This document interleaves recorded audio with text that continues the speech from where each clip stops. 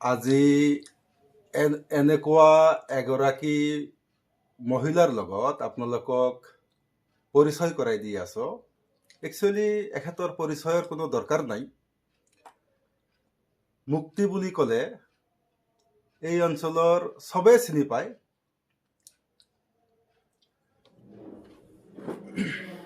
আসসালামু আলাইকুম। আমাৰ মানকাছৰৰ দেলৱাৰা খন্দকাৰ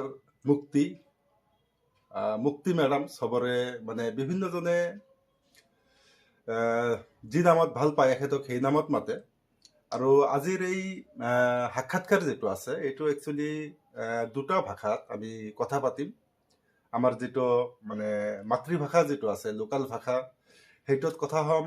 আৰু যিহেতু আমি এখেতৰ কথা শুনিম, এখেতৰ যিটো লাইফ হিষ্টৰী যিটো আছে মানে য'ত য'ত যেনেকুৱা প্ৰয়োজন হয় সেইমতে আমি আমাৰ মাতৃভাষাও ইউজ কৰিম, আমাৰ অসমীয়া যিটো ভাষা আছে সেইটোও আমি ইউজ কৰিম।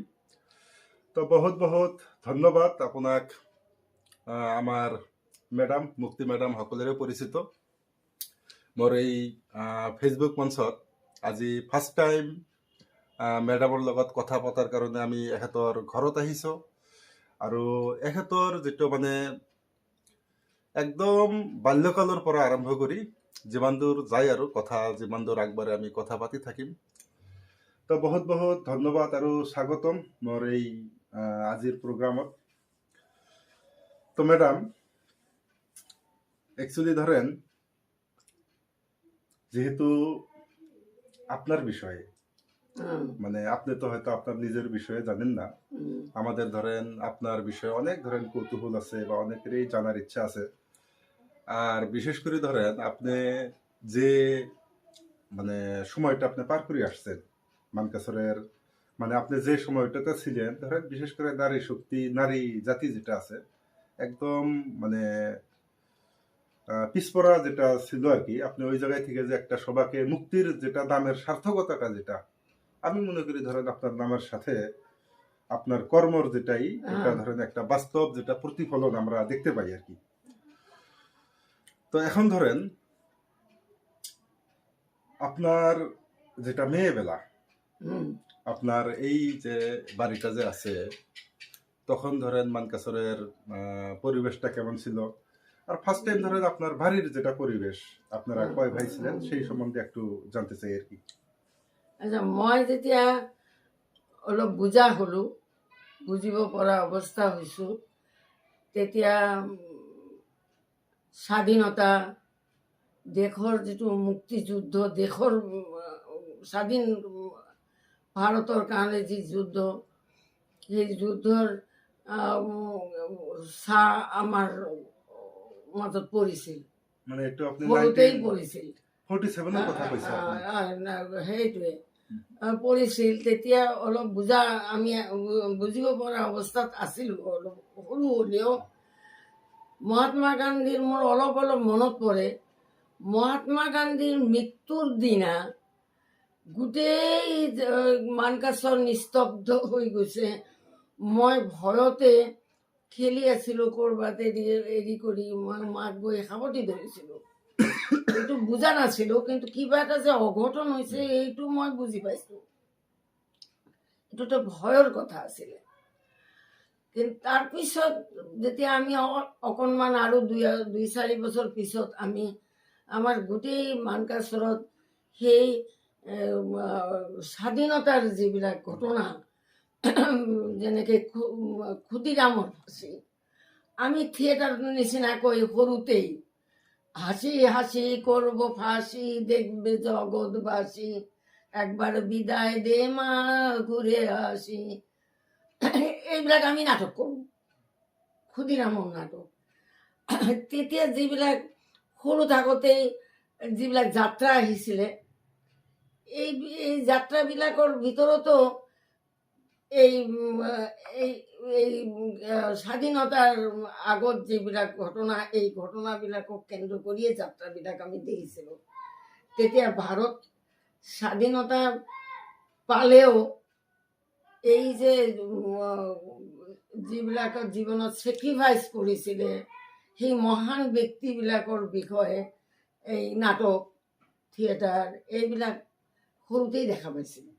গতিকে ভাৰতৰ মুক্তিযুদ্ধ বা ভাৰতৰ স্বাধীনতাৰ যিবিলাক ঘটনা সৰুকালৰ পৰাই মনত এটা গভীৰ সাঁচ বহি গৈছিলে।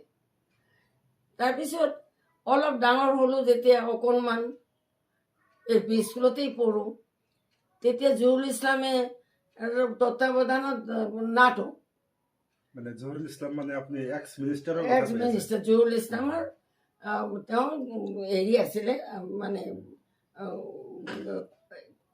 কলিকাতাত পঢ়িছিলে। এটা এটা নাটক, শ্যামলী নাটক।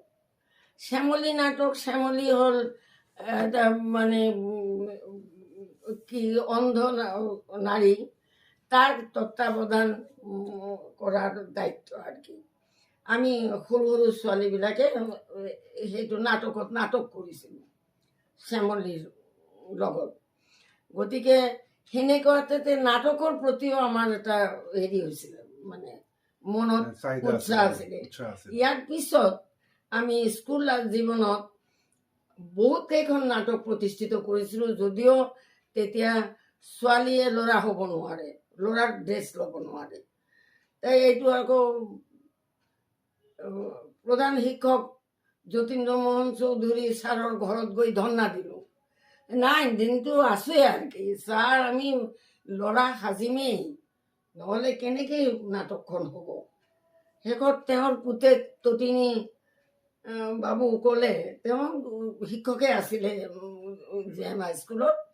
গতিকে ক'লে যে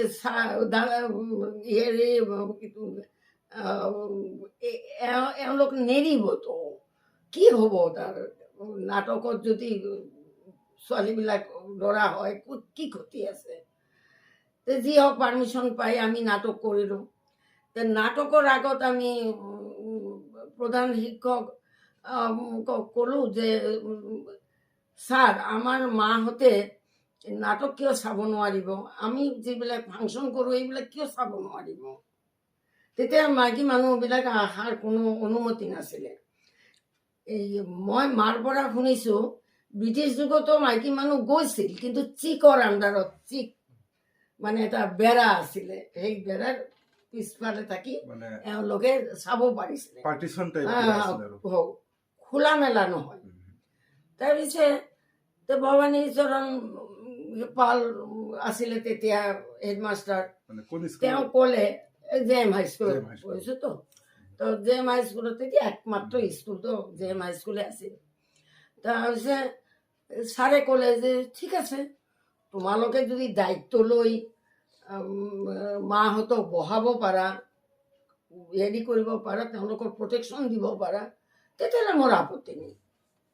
তাৰপিছত আমি এই গোটেই মানকাচৰৰ গাঁওবিলাক, পালপাৰা, চাহপাৰা, হেৰি মহন্তপাৰা, চব ঘূৰি ঘূৰি দাৱত কৰিছোঁ, চব নিমন্ত্ৰণ কৰিলোঁ যে আমি ফাংচন কৰিম, আপোনালোকে আহিব। আহিছে চব। আমি তেওঁলোকক বহিব দিছোঁ, কি কৰিছোঁ। তেতিয়াৰ পৰা মাইকী মানুহ খোলাখুলি JM হাইস্কুলত বহি দিনৰ সময়তো ফাংচন দেখাৰ অধিকাৰ পালে। মানে তাৰ আগত ছোৱালী মানুহৰ অংশগ্ৰহণ নাছিলে, অধিকাৰ পালে। তো তাৰপিছত ক্লাছ 9ত যেতিয়া পঢ়োঁ আমি, সেই সময়ত ডাক্তৰ গোলাম হোসেনে ৰিটায়াৰ কৰি আহি ইয়াত তেওঁ পঞ্চায়ত প্ৰেচিডেণ্ট হ'ল।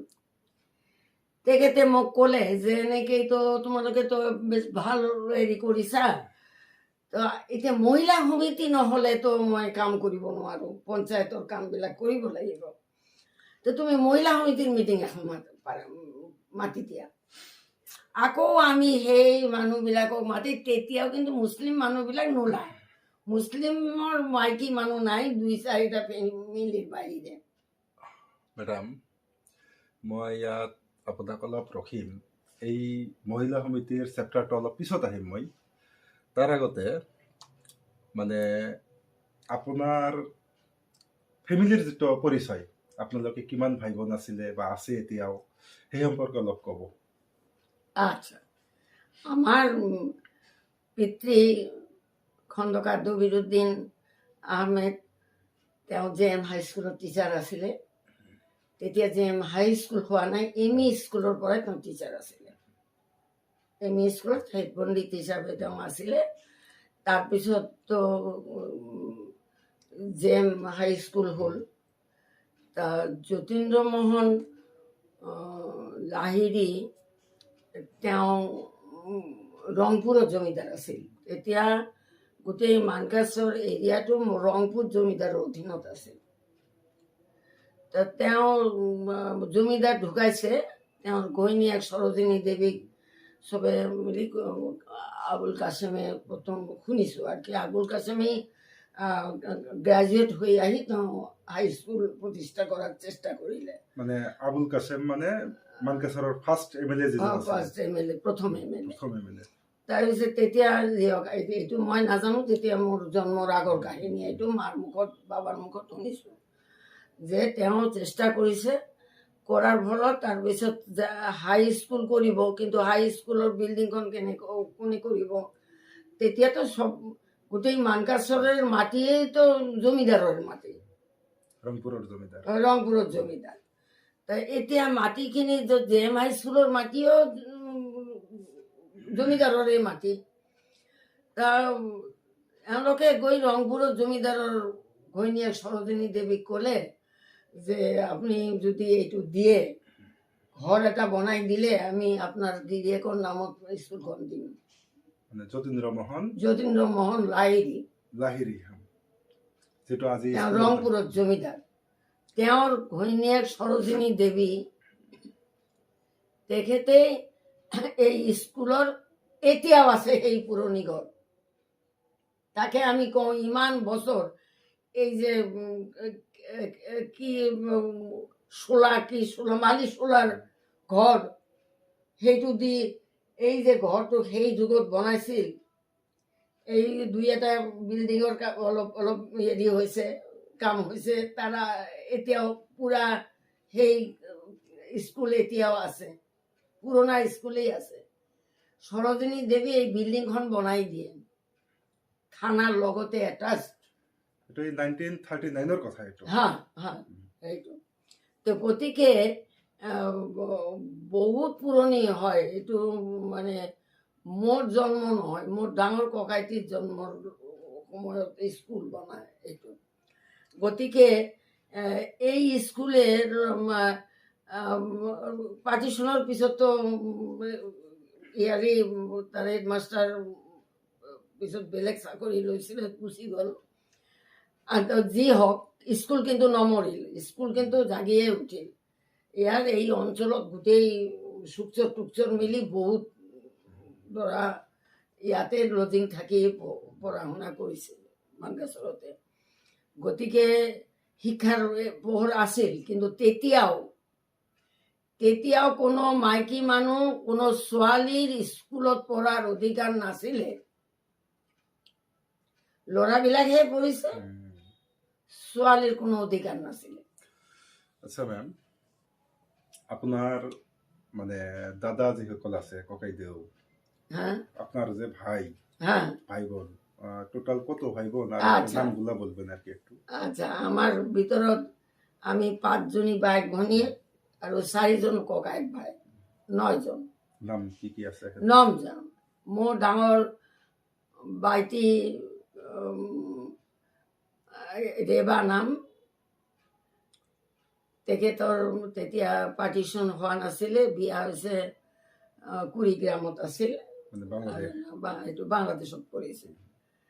দ্বিতীয়তে মোৰ ডাঙৰ ককাইটি ডক্টৰ খোৰশ্বেদ আলম, তেওঁ গুৱাহাটী ইউনিভাৰ্চিটিৰ ইকনমিক্সৰ প্ৰফেচাৰ আছিলে, ৰিটায়াৰ কৰিছে, আছে এতিয়াই। তাৰ পিছৰ ককায়েক মোৰ জিয়াউল আলম, তেওঁ ইঞ্জিনিয়াৰ, ৰিটায়াৰ কৰিছে। তাৰ পুতেকো ইঞ্জিনিয়াৰ। তেওঁ হঠাতেই বোধহয় হাৰ্ট এটাকে হৈছিলে, ঢুকাইছে। তাৰপিছত মই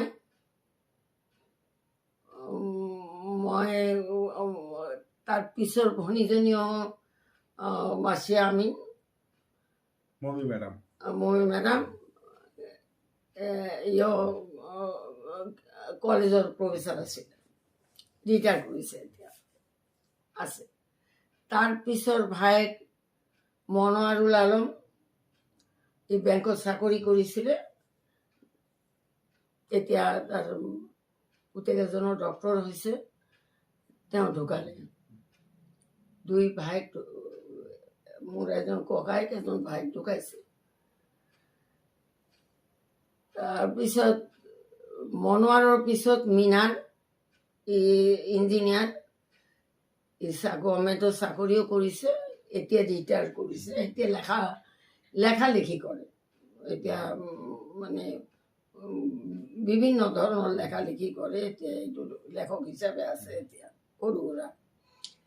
আৰ তাৰপিছত দুই ভনী মেৰিনা আৰু মানসী।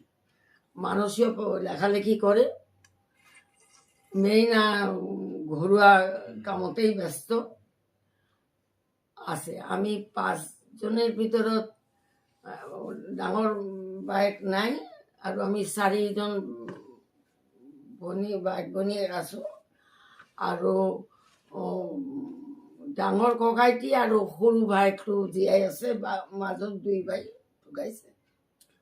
তেনেহলে এই মানকাছৰ অঞ্চলৰ পৰা দবিৰুদ্দিন পণ্ডিত যে আছিল আপোনাৰ দেউতাক, আপোনাৰ ভাই ভনী মানে দবিৰুদ্দিন, মোৰ কথাটো যিটো কোশ্চিনটো হ'ল দবিৰুদ্দিন পণ্ডিতৰ লিগেচি যিটো আজিৰ দিনত পৃথিৱীৰ কোন কোন ঠাইত আছে অলপ ক'ব আৰু এইটো। বিভিন্ন জায়গাত আজিকালি তো কথা নাই, কোনোবাই লণ্ডনত আছে, কোনোবাই আমেরিকাত আছে, কোনোবাই অস্ট্রেলিয়াত আছে। এতিয়া পৃথিৱী আমাৰ কাৰণে সৰু জায়গা, এইটো প্লেনত উঠিলেই দেখোন যাব পাৰি, হয় নে না? গোটেই পৃথিৱীৰ বিভিন্ন জায়গাত, এই ৰুমা আছে লণ্ডনত, মিনাৰৰ ছোৱালীজনী আছে অষ্ট্ৰেলিয়াত, সেনেকুৱাকৈ মানে আমেৰিকাত, চবতে আছে। এতিয়া আৰু দেশটো আৰু সৰু হৈ আহিল না, প্লেনেটো সৰু কৰি দিলে। কথাটো মই এই কাৰণে সুধিলো, মানে দৰ্শকসকলে জানক, মানকাছৰৰ মতো নিচিনা এটা ঠাইৰ পৰা মানে মেডামৰ দেউতাক যে আছিল, মেডামৰ দেউতাক এই অঞ্চলৰ প্ৰখ্যাত এজন মানে শিক্ষাবিদ আছিল, আৰু ইংৰাজৰ সময়ৰ তেখেতে মানে তেতিয়াই এখেতক মানে দবিৰুদ্দিন পণ্ডিত বুলি ক'লে মানে চবেই চিনি পাইছিল। আৰু সেই দবিৰুদ্দিন পণ্ডিতৰ যিমান মানে ল'ৰা ছোৱালী নাতি মানে লিগেচি আৰু যিটো কয় ডালপালা পৃথিৱীৰ বিভিন্ন ঠাইত আছে, এই মানকাছৰৰ পৰা গৈ। কিন্তু এইটো মানকাছৰৰ কাৰণে বহুত ডাঙৰ খবৰ এটা। তেনেহলে মোৰ দেউতাৰ কথা ক'লে মোৰ মানে সীমাহীন, মোৰ দেউতাৰ প্ৰতি মই বহুত কৃতজ্ঞ। তেওঁ যিবিলাক কথা কৈছিল, এইবিলাক কথা তেওঁৰ ল'ৰা ছোৱালীবিলাকক শিকাইছিল, সেইবিলাক কথা মানুহৰ ল'ৰা ছোৱালীকো শিকাইছে। বাবাৰ কথা যিবিলাক মানুহে ধৰি ৰাখিছিলে, এতিয়াও বহুতেই মানে কয়, এইবিলাক কথা অমৰ কথা। এইবিলাক যেনেকৈ বাবা ক'ব, যেনেকুৱা কৰিবা তেনেকুৱা পাবা। নিজে সৎ হলে হে তুমি আনক শিকাব পাৰিবা। শিক্ষকতা তেওঁ এটা বিৰাট ধৰণৰ সমীহ, তাত ভাল পোৱা। মই মোৰ বাবাক দেখিছো, স্কুলত যোৱাৰ সময়ত সৰুতে দেখিছো, কেতিয়াবা দেৰি হলে এইখিনি জায়গা দৌৰি যায়, দৌৰি যায়, দৌৰাই। বাবা কওঁ যে আপনি কিয় দৌৰিব লাগে, তাতকে অলপ সোনকালে ওলাব। কয় ইটো কাম সিটো কাম এইটো কাম থাকি যায় না, এইটো কাৰণে অকণমান নিদিয়ে। কিন্তু তেওঁ কিন্তু ডিচিপ্লিন মানিব, ডিচিপ্লিনৰ আচল হেৰিটো চব ঠাইতে ডিচিপ্লিন আছে। ক্লাছ আৰম্ভ হোৱাৰ আগতে তুমি স্কুল পাই যাব লাগিব, স্কুল নাপালে তুমিয়ে যদি লেট কৰা ষ্টুডেণ্টে কি কৰিব? তোমাৰ আদৰ্শ শিক্ষক হ'ব লাগিব। তোমাক দেখি যেন ল'ৰা ছোৱালীবিলাকে ভাবে যে মই এই শিক্ষকৰ নিচিনা হ'ম। আদৰ্শ শিক্ষক হ'ব লাগিব। তাৰপিছতো লাষ্টতো বাবাই যিটো ক'লে যে মোৰ কবৰত তুমি এটা কাম কৰিবা, কবৰত লিখিবা সততাই পথ। আচ্ছা বাবা, এইটো কথা কোনে জানে? আপনিতো শিকাইছে আমাক সততাই পথ। তো এইটো আৰু কবৰত লিখি কি লাভ? কয় কি তুমি নাজানাতো এইটো মোৰ জীৱনৰ আদৰ্শ, তোমালোকৰ আদৰ্শ, মোৰ ছাত্ৰবিলাকৰ আদৰ্শ। যিবিলাক ছাত্ৰই সিহঁতৰ ল'ৰা ছোৱালীক লৈও কবৰখানাত আহিব, মৃত্যুঞ্জয়ত আহিব, তেতিয়া দেখিব সততাই পথ ছাৰ এতিয়াও সততা শিকাই আছে। যুগ যুগ ধৰি এইটো থাকিব লাগিব। তোমাৰ কামত তুমি সৎ হ'বই লাগিব। সৎটো খালি এইটো জীৱনত এইটোও সৎ নহয়। তুমি যদি চাকৰি কৰা, এই চাকৰিও সততাৰে কৰিব লাগিব। তোমাৰ জীৱনৰ প্ৰতি ষ্টেপ তুমি সৎ থাকিব লাগিব। তুমি আনৰ পৰা বেলেগ বস্তু ধাৰ কৰি আনিলা, ধাৰটো তুমি পৰিশোধ নকৰিলা, সেইটো তোমাৰ সততা নাথাকিলতো। গতিকে বাবাৰ উপদেশ বিলাকেই আমি জীৱনত কামত লগাইছো। প্ৰত্যেক ভাই ভনীক বাবাই এইটোৱে শিকাইছিলে, আনকো শিকাইছিলে। এদিন বাবা বজাৰত গৈছে, আহি পেলাই ক'লে যে পাণ দোকানী, আজি পাণ, তোমাৰ মায়েতো পাণ খায়, মই পাণৰ পইচাটো নল'লে। কয় ছাৰ এইটো দি দিব আপুনি। তো মই ক'লো যে তুমি কিয়? তুমিতো দোকান দিছা, তোমাৰতো লাভ লাগিব অলপ, তুমি দোকানটো দিছা। কয় ছাৰ আজি আপুনি, মই এনেই দিছো ছাৰ, যি শিকিছো এই আপোনাৰ কাৰণেই শিকিছো, আপুনিয়ে শিকাইছে। তো বাবা আহি মোক খঙতে কৈছে, মই তেতিয়াই মোৰ ল'ৰাটোক এক থাপ্পৰ লগাই দিব ইচ্ছা কৰিছিলে, কিন্তু নিদিলো। এইটো বজাৰটো। তেতিয়া মোক দুখ লাগিলে যে মোক ক'ব মন গৈছিলে, মই যি শিকাইছিলো ই যদি শিকিলি হয় তই চেয়াৰত বহি খালি হয়। আজি কিয় তোক পাণ দোকান দিব লাগে? তো চেয়াৰত বহি খাব লাগিব। আচ্ছা, তো এখন একটু আমি আমার মাতৃভাষায় কথা বলবো আর কি। আমি মানে গত বছর আর কি আমজাদ হোসেন ডাক্তার আছে যে, ওনার হ্যাঁ সঙ্গে আমি কথা বলছিলাম। আমজাদ ভাই ভাই উনি ফ্রেন্ড তো। একটা কথা বলছিল আর কি, এই জায়গার কথা, আপনাদের বাড়ির কথা। আর বা আমি এমনিও শুনছি আর কি, যে আপনাদের বাড়িতে ধরেন ওই সময়ে একটা পড়ার পরিবেশ ছিল, খালি এই বাড়ির সন্তান না, বাইরে আরো কেউ আসছিল আর কি। তো এই পরিবেশটা কি ধরনের ছিল একটু বলবেন আর কি? আচ্ছা, মই সৰু থাকোঁতেই দেখিছো, এই আমাৰ ঘৰ আছিলে দুটা ঘৰ আছিলে বেলেগ ভাৱে। তো যি ঘৰটোত মা থাকে আৰু ছোৱালী তোৱালী লৈয়ে থাকে, সেই ঘৰত ল'ৰাবিলাকে নপঢ়ে। বেলেগ আৰু এটা ঘৰ আছে পঢ়াৰে ঘৰ, মানে টোটাল দুটা ঘৰ, কিন্তু এটা ঘৰত পঢ়ে। খালি মোৰ ককাইটি আগতে ইমদাদুল্লাহ, তো নাম কৰা মানুহে হয়, লেখকো আছিলে, কি আছিলে, সাংবাদিক, পেপাৰৰ কি কৰিছিল, পেপাৰ চলাইছিলে। তো কথাটা হৈছে যে ইমদাদুল্লাহৰ লগত ককাইটি ইমদাদুল্লাহ তেতিয়া ফাৰ্ষ্ট হৈছিলে। ক্লাছত ফাৰ্ষ্ট, এক ক্লাছৰ ওপৰত পঢ়ে, ককাইটি তলৰ ক্লাছত পঢ়ে। যি বছৰ ইমদাদুল্লাহ কটন কলেজৰ পৰা IA পৰীক্ষাত ফাৰ্ষ্ট হ'ল, তাৰ পিছৰ বছৰ ধুবুৰী কলেজৰ পৰা, BN কলেজৰ পৰা ডাঙৰ ককাইটি অল আছামত ফাৰ্ষ্ট হ'ল। নাম কি আছিলে ডাঙৰ ককাইটি? মানে খুৰশ্বেদ আলম স্যাৰ। খুৰশ্বেদ আলম অল অসমত ফাৰ্ষ্ট হ'ল। আৰু আগৰ বছৰ কটন কলেজৰ পৰা ইমদাদুল্লাহ ফাৰ্ষ্ট পজিশন আছিল। ইমদাদুল্লাহ মানে কাকৰিপাড়াত ঘৰ। মানে আমি প্ৰিন্সিপালৰ ৰুমত ফটো এখন চাইছিলো। এইটো তেওঁ 9th ষ্টেণ্ড কৰিছিলে মানকাছৰ JM হাইস্কুলৰ পৰা। তো ককাইটি তেতিয়া ষ্টেণ্ডো নকৰিলে, কোনো পৰা নাই, কিন্তু IA পৰীক্ষাত অল আছামত ফাৰ্ষ্ট হৈছিল BN কলেজৰ পৰা।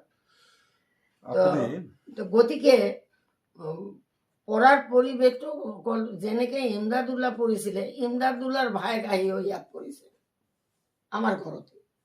এনেকুৱা লজিং থকা ল'ৰা, যিকেইজন ল'ৰা আছিলে সেইকেইজন ল'ৰা মানুহ হৈ গৈছে। গতিকে নাম কেইটা মনত আছেনে? কোন কেইজন? মানে আব্দুল হাই মাষ্টাৰ আছিল, এইটো মই গম পাওঁ। হয়, এতিয়া এই যে মনত নাই, এই যে কুকুৰ মাৰাৰ হেৰি আছিলে, বহুত কেইজন আছিলে, মানে ইয়াত থাকি থাকি পৰে মানে পঢ়াৰ কাৰণেই আছিলে। গতিকে আমাৰ ঘৰত এইটো এটা হোষ্টেল, মানে হোষ্টেল আগতে টাইপ যেটো মানে আছিলে। লজিং প্ৰচলন যেটো আছিল, হোষ্টেলৰ নিচিনা আছিলে। গতিকে তেওঁলোকে খোৱা বোৱাটো ডাঙৰ কথা নহয়, মাষ্টৰৰ ঘৰত যি জুটে সেয়ে খায়, কিন্তু পঢ়া শুনা কৰে। পঢ়া শুনাটো মেইন আছিলে। এইটো মানে যেটো গল্প কৈ আছে মেডামে, এইটো একচুয়ালি প্রি ইন্ডিপেন্ডেন্স হ'ব সম্ভৱতঃ। মানে দেশ ভাৰত মানে স্বাধীন হোৱাৰ আগতে ইংৰাজৰ আমলৰ কথা কৈ আছে। আপুনি কোন প্ৰাইমেৰী স্কুলত পঢ়িছিলে? নহয়, মোৰ নামৰ লগত মুক্তি নামটো যে আছে, এইটো লগত দেশৰ মুক্তিৰ এটা সম্পৰ্ক আছিল। মানে স্বাধীনতাৰ ঠিক আগে আগে মোৰ জন্ম হৈছে, তো সবে তেতিয়া স্বাধীনতা প্ৰেমিক আছিল। সবৰে দেশ স্বাধীন লাগে। গতিকে স্বাধীনতাৰ এই আগ দি যে ছোৱালীজনী হ'ল মুক্তি, বাবা প্ৰায় কয়, সৰু ভনী ভাইবিলাক অলপ মৰ্মাহতো হয়। বাবা যেতিয়া কয়, মইতো মুক্তিৰ পৰাই মুক্তি বিচাৰিছিলো, মুক্তি নামটো ৰাখিলো, দেশৰ মুক্তি হ'ল, মুক্তি হওক সেইটো কাৰণে, আৰু ল'ৰা ছোৱালী জন্ম নালাগে বুলি মনে মনে ভাবিছিলো, সেইটোৰো মুক্তি বিচাৰিছিলো। তো আনা ঘেনাৰ অৰুচি আহি গৈছে, এইবিলাকতো থাকিবই, কোনো কথা নাই। কিন্তু মুক্তিয়ে মোৰ মানে হেৰি আছিলে, মনৰ সন্তান আছিলে। তো ঠিক আছে, তো এইটো আৰু সেই বুলি যে আমাৰ ঘৰত বেলেগ ল'ৰা ছোৱালীবিলাকে বাকীবিলাকে মৰ্যাদা পোৱা নাই নহয়, প্ৰমাণে পাইছে। এইটো এটা ঠাট্টাও হ'ব পাৰে, এইটো বাবাৰ এটা মনৰ ইচ্ছাও হ'ব পাৰে, এইটো নাজানো। আপোনাৰ কিমান চনত জন্ম হৈছিলে? জন্মৰ তাৰিখ? এইটো তোমাৰ 42 হ'ব লাগে কি 3 হ'ব লাগে, এনেকুৱা 1942 বা 43 এনেকুৱা। তেনেহলে সেই সময়ত আজি যেনেকুৱা আমি দেখো মানকাছৰ ৰাস্তা ঘাট, স্কুল, আপুনি যেতিয়া মানে জনা বুজা আৰু যেতিয়া স্কুলত যায় ধৰক, সেই সময়ত মানকাছৰ পৰিৱেশটা কেনেকুৱা আছিল? আচ্ছা, এনেই কৈছো, এই ভেৰুনাচা এলপি স্কুল মানে ব্ৰিটিছ আমলৰ পৰাই আছিলে, আমি তাতেই পঢ়িছিলোঁ। ইয়াত পাঠশালা স্কুল যিটো, সেইটো খুব ভাল স্কুল আছিলে। এইটো এতিয়াও আছে, এইটো এই যে ইয়াৰ জেম হাই স্কুলৰ ফিল্ডৰ কাষত যিটো ইয়াতে আছিল তেতিয়া। আৰু মাদ্ৰাছা স্কুলখন আছিল, উছমানিয়া মাদ্ৰাছা, এইটো আছিলে। তেতিয়া মই শুনিছো যে ঢাকাৰ ব্যৱসায়িক গ্ৰুপটো, এইটো মই লিখিছো, লেখা আছে, কিন্তু এতিয়া মোৰ ঠিক মনত নাই। ঢাকাইয়া মানুহ তেওঁলোকে তেতিয়া ঢাকা মানকাছৰ আছিলে। মই তোমাক কিতাপ দিম, তুমি পঢ়িলে পাবা, সেইবিলাক মই দেখিছো। কিন্তু তোমাৰ স্বাধীনতাৰ আগত আমি দেখিছো ৰেডিঅ' অফিচ, ৰেডিঅ' এটা কোম্পানী, ইয়াত বিৰাট পাটৰ অফিচ, পাট এটা আদান প্ৰদান। কাৰণ তেতিয়াতো পূৰ্ব বাংলা, পশ্চিম বাংলা এইবিলাকতো একেই আছিল না, আনডিভাইডেড ইণ্ডিয়া যিটো। Undivided India. এতিয়া তোমাৰ চব পাট আহে, ইয়াৰ পৰা পাট গৈ হেৰিত যায়, কলকাতাত যায়। আৰু পাটৰ বিজনেছটো এনেকুৱা আছিলে হাজাৰ হাজাৰ তোমাৰ এই গৰুৰ গাড়ী দি এই চিলমাৰীৰ বন্দৰ, চিলমাৰী এটা ডাঙৰ বন্দৰ আছিলে, তাৰ পৰা জাহাজত উঠি জাহাজ দি এইবিলাক এই নদী পথে কেলকাতাত গৈছিল। কলিকাতাৰ যিমান পাটৰ বিজনেছ সব এই পূৰ্ববংগৰ পাট দিয়ে হৈছিলে। আৰু মানকাছৰ আছিল এটা ব্যৱসায়িক কেন্দ্ৰ, মানে তেতিয়াৰ পৰাই মানে এইটো ব্যৱসায়িক কেন্দ্ৰ। তেতিয়া হেৰি নহয়, ঢাকাৰ পৰা মোল্লাজি এই যে মছজিদটো যে বাজাৰৰ, এইটো মোল্লাজি কৰা, এই মাদ্ৰাসাও মোল্লাজি কৰা। মানে এখেতৰ কিবা নাম আছিল নেকি? আছে, হয় আছে, কিন্তু মোল্লাজি পপুলার এই বাজারত যিমান ঘর সব ঘর মোল্লাজি। তা মোল্লাজি যেতিয়া দেশ বিভাগ হৈ গ'ল, তেতিয়া মোল্লাজিৰ আসল যিবিলাক মানে কি দৰ্জি এইবিলাক চব গুচি গ'ল, ঢাকাত গুচি গৈছে। ঢাকাই মানুহ এতিয়া তাৰ অলপ অলপ মানুহ নেক্সট জেনাৰেশ্যন অলপ অলপ আছে, কিন্তু বেছিভাগ গুচি গৈছে। কিন্তু মোল্লাজি নিজেই এইবিলাক দাবী নকৰিলে। মছজিদৰ ওচৰেদি যিবিলাক বাজাৰৰ ঘৰ, একটা ঘৰো মানকাছৰৰ মানুহৰ নহয়, চব মোল্লাজিৰ। এইবিলাক দখল কৰি জনে জনে দখল পাইছে, এইবিলাকে দখল লৈছে, আৰু দখলদাৰ বিলাকেই হয়তো বিক্ৰী কৰিছে আনৰ বছৰত। মোল্লাজি কিন্তু এইটো কোনো যুদ্ধ কৰি দখল কৰা নাই, না মোল্লাজি অহাই নেই। আৰু কেলকাতাত বস্তু পঠাইছে না, ইয়াতে যে কি যে দৰ্জি বিলাক আনিছিলে, ইয়াৰ পৰা কেলকাতাত পঠোৱা যোগাযোগ সুবিধা আছিলে। মানে ইয়াৰ পৰা চিলমাৰী গৈছে, চিলমাৰীৰ পৰা একদম কেলকাতাত গৈছে। গতিকে মোল্লাজিৰ এটা বিৰাট হেৰি আছে। মই মোল্লাজি সম্পৰ্কে হেৰি কৰা নাই, কেন মোল্লাজিৰ মোৰ মানে স্বাধীনতাৰ আগেই জন্মতো, তাৰপিছত তেতিয়া হয়তো মই আঁতুৰ ঘৰত বা তাতকৈ অকণমান খোজকাঢ়ো, এইবিলাক লৈ আৰু আলোচনা বিলোচনা বিশেষ নাই। কিন্তু ঘৰবিলাক যে মোল্লাজিৰ আছিলে এইটো ঠিক, এইটো আৰু মছজিদটো মোল্লাজিয়ে বনাইছে। মানকাছৰত আজিৰ দিনত যিটো মানে উছমানীয়া মুক্তক কয়, এইটো মোল্লাজিৰে কৰা। মোল্লাজিৰে কৰা, মছজিদো মোল্লাজিৰ কৰা। মই এটা কথা শুনিছিলো, এইটো কৰবাত মানে মই একজাক্ট ক'ব নোৱাৰিম, গুৱাহাটীৰ মানে মোল্লাজিৰ কোনো বংশধৰ অসমত আছে নেকি, গম পাই নেকি? আছে নেকি মই এইটো নাজানো আৰু, কাৰণ এইটো সেই সময়ত মোৰ পক্ষে কোনে ক'ত আছিলে সেইটো নহয়, কিন্তু ঘৰবিলাক যে কিনিব পৰা অৱস্থাত মানে তেওঁ বিক্ৰী কৰাৰ কাৰণে মোল্লাজিৰ লগত তেওঁলোকে বহুত চেষ্টা কৰিছিল, কিনি ল'ব খুজিছিলে। কিন্তু মোল্লাজি এইবিলাক তুচ্ছ বুলি ভাবি দিছিলে।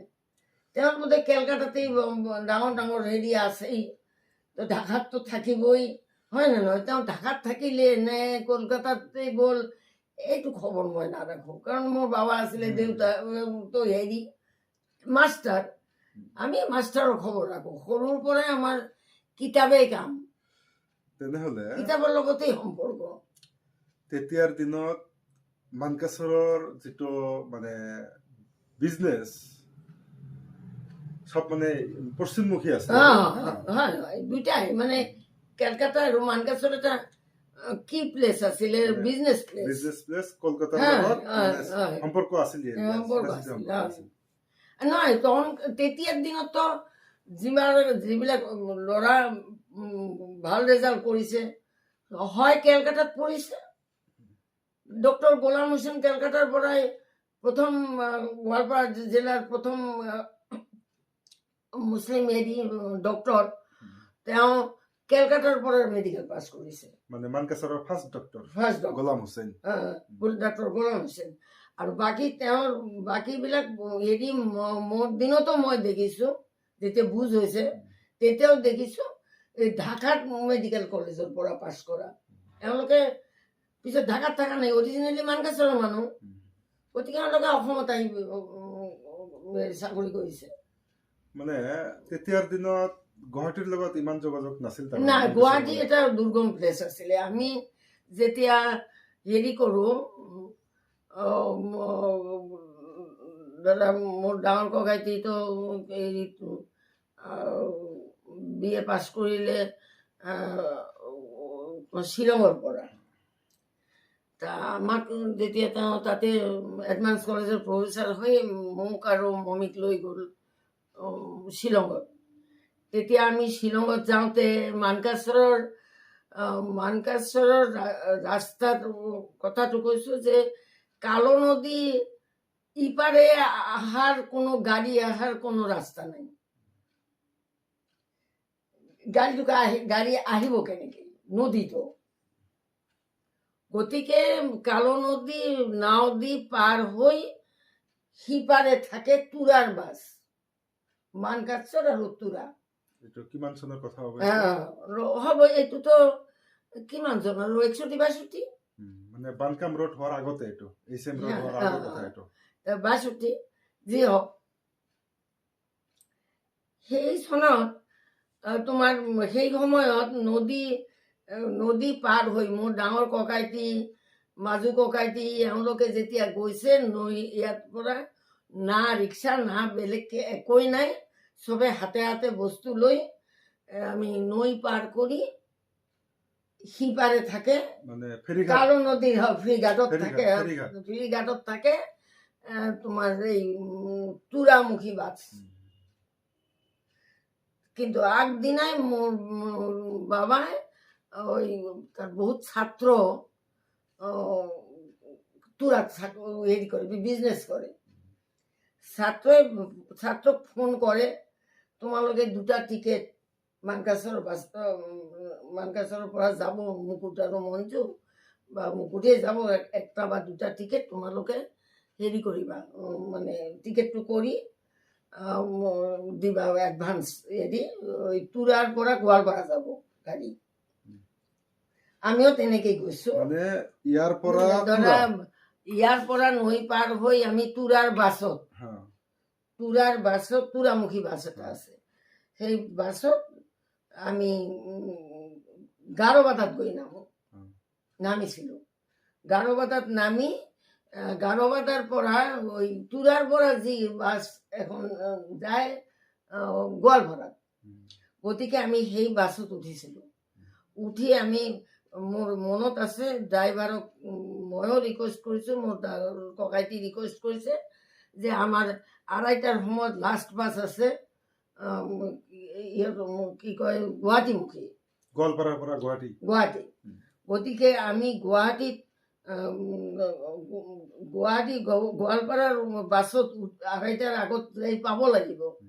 পালেহে আমি তাৰপিছত ৰাতি হয় গুৱাহাটী পাওঁতে।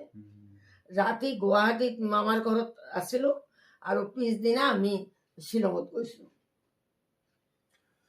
গতিকে জাৰ্ণিটো বহুত কষ্টকৰ আছিলে। মানে তাৰপিছত মই কৈছো, মই যেতিয়া BA পাছ কৰিলো, এইটো 68 চনৰ কথা। 68ত মইতো হেৰিতে আছিলো জালুকবাৰীত মানে কোৱাৰ্টাৰতে, তাতে ৰেজাল্টৰ পিছত আমি আহিলো। আহি মোৰ ডাঙৰ ভাইটি আছিলে লগত। তাৰপিছত আমি সেইদিনা বিৰাট বৰষুণ বাৰতে গোৱালপাৰাত জালুকবাৰীৰ পৰা আহি গোৱালপাৰাত থাকিলো। গোৱালপাৰাৰ পৰা যেতিয়া আহি গাৰোবাদা পালো, তেতিয়া গাৰোবাদাৰ ব্ৰিজ পানীত ভাহি গৈছে, মানুহ যাব নোৱাৰে। 2-এজনে বোলে সাঁতুৰি পাৰ হৈ গৈছে, কিন্তু আমিতো গাৰোবাদাত থাকি গলো। গাৰোবাদা আহি পালো। এতিয়াতো এই যে হোটেলত বহি আছো, কোনো গাড়ী নাই, উপায় নাই, কেনেকৈ যাবা? তাৰপিছত ইয়াত মুছা বুলি আমাৰ অলপ আত্মীয় হয়, কিন্তু মোৰ ক্লাছমেট হয় মুছা তাত PWD অফিচত কাম কৰে। হেৰি গাৰোবাদাত। গাৰোবাদা। ইঞ্জিনিয়াৰ আহিছে, ইঞ্জিনিয়াৰক গৈ ক'লে যে ছাৰ মোৰ আত্মীয় হয়, এওঁলোকেতো আহি ইয়াতে তো হোটেলত কিমান সময় থাকিব, ৰাতিটো কি কৰিব? ছাৰ মানে মই কি কৰিম এতিয়া, মোৰ নিজৰ আত্মীয় হয়। তো তেতিয়া ইঞ্জিনিয়াৰে ক'লে যে ঠিক আছে, তুমি এক কাম কৰা, এওঁলোকক মাতি আনা, ইয়াতে থাকক, আৰু মই এতিয়া গাড়ী লৈ তুৰাত যাওঁ।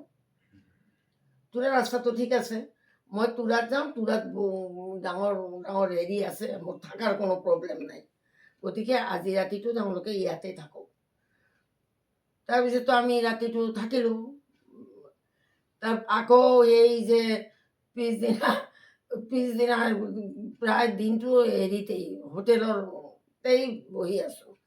এনে সময়ত ঠিক এই 1মান বজাত কি আহিলে, গাড়ী আহিলে মানকাচৰ, গাৰোবাদা হয়েতো মানকাচৰত হয়, গতিকে এইটো ধুবুৰীৰ গাড়ী, ধুবুৰী মানে ঘাটৰ গাড়ী আৰ কি, ফুলবাড়িৰ। আহি তাত পাইতো বহুত মানুহ। তেতিয়া ভৱানী ছাৰো আছিলে, দেখিলোঁ চব মানকাচৰৰ চব লিডাৰ মানুহবিলাক বহুতে কিবা কাৰণত গৈছিল ধুবুৰীত। মোক দেখা পাই খুব ভাল হ'ল, এওঁলোকেও খুব ভাল পালে। তেতিয়া মই ৰেজাল্ট লৈ আহিছোঁ, মই অনাৰ্ছ BA পাছ কৰিলোঁ। এইটোতো শুনি চবে ভালেই পালে। তো এইটো মই এতিয়া ঘৰত যাম কেনেকৈ, এইটো পানী।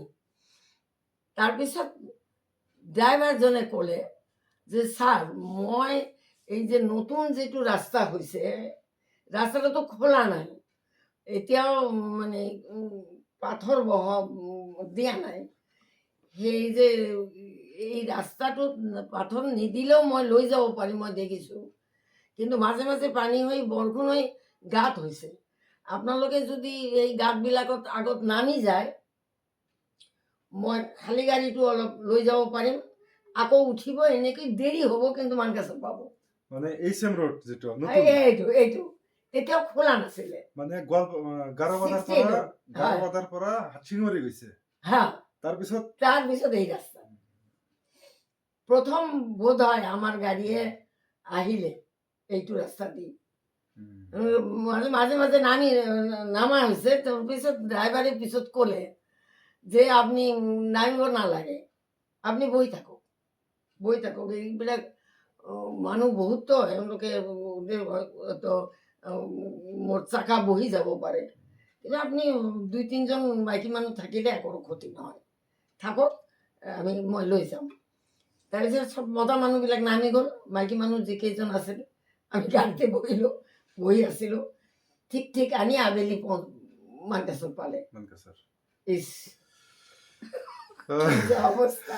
আজি আমি গুৱাহাটীত যাওঁতে মানকাচৰৰ পৰা 5-7 ঘণ্টাত গুৱাহাটী গৈ পাওঁ, কিন্তু মেডামে যি সময়ৰ কথা কৈছে,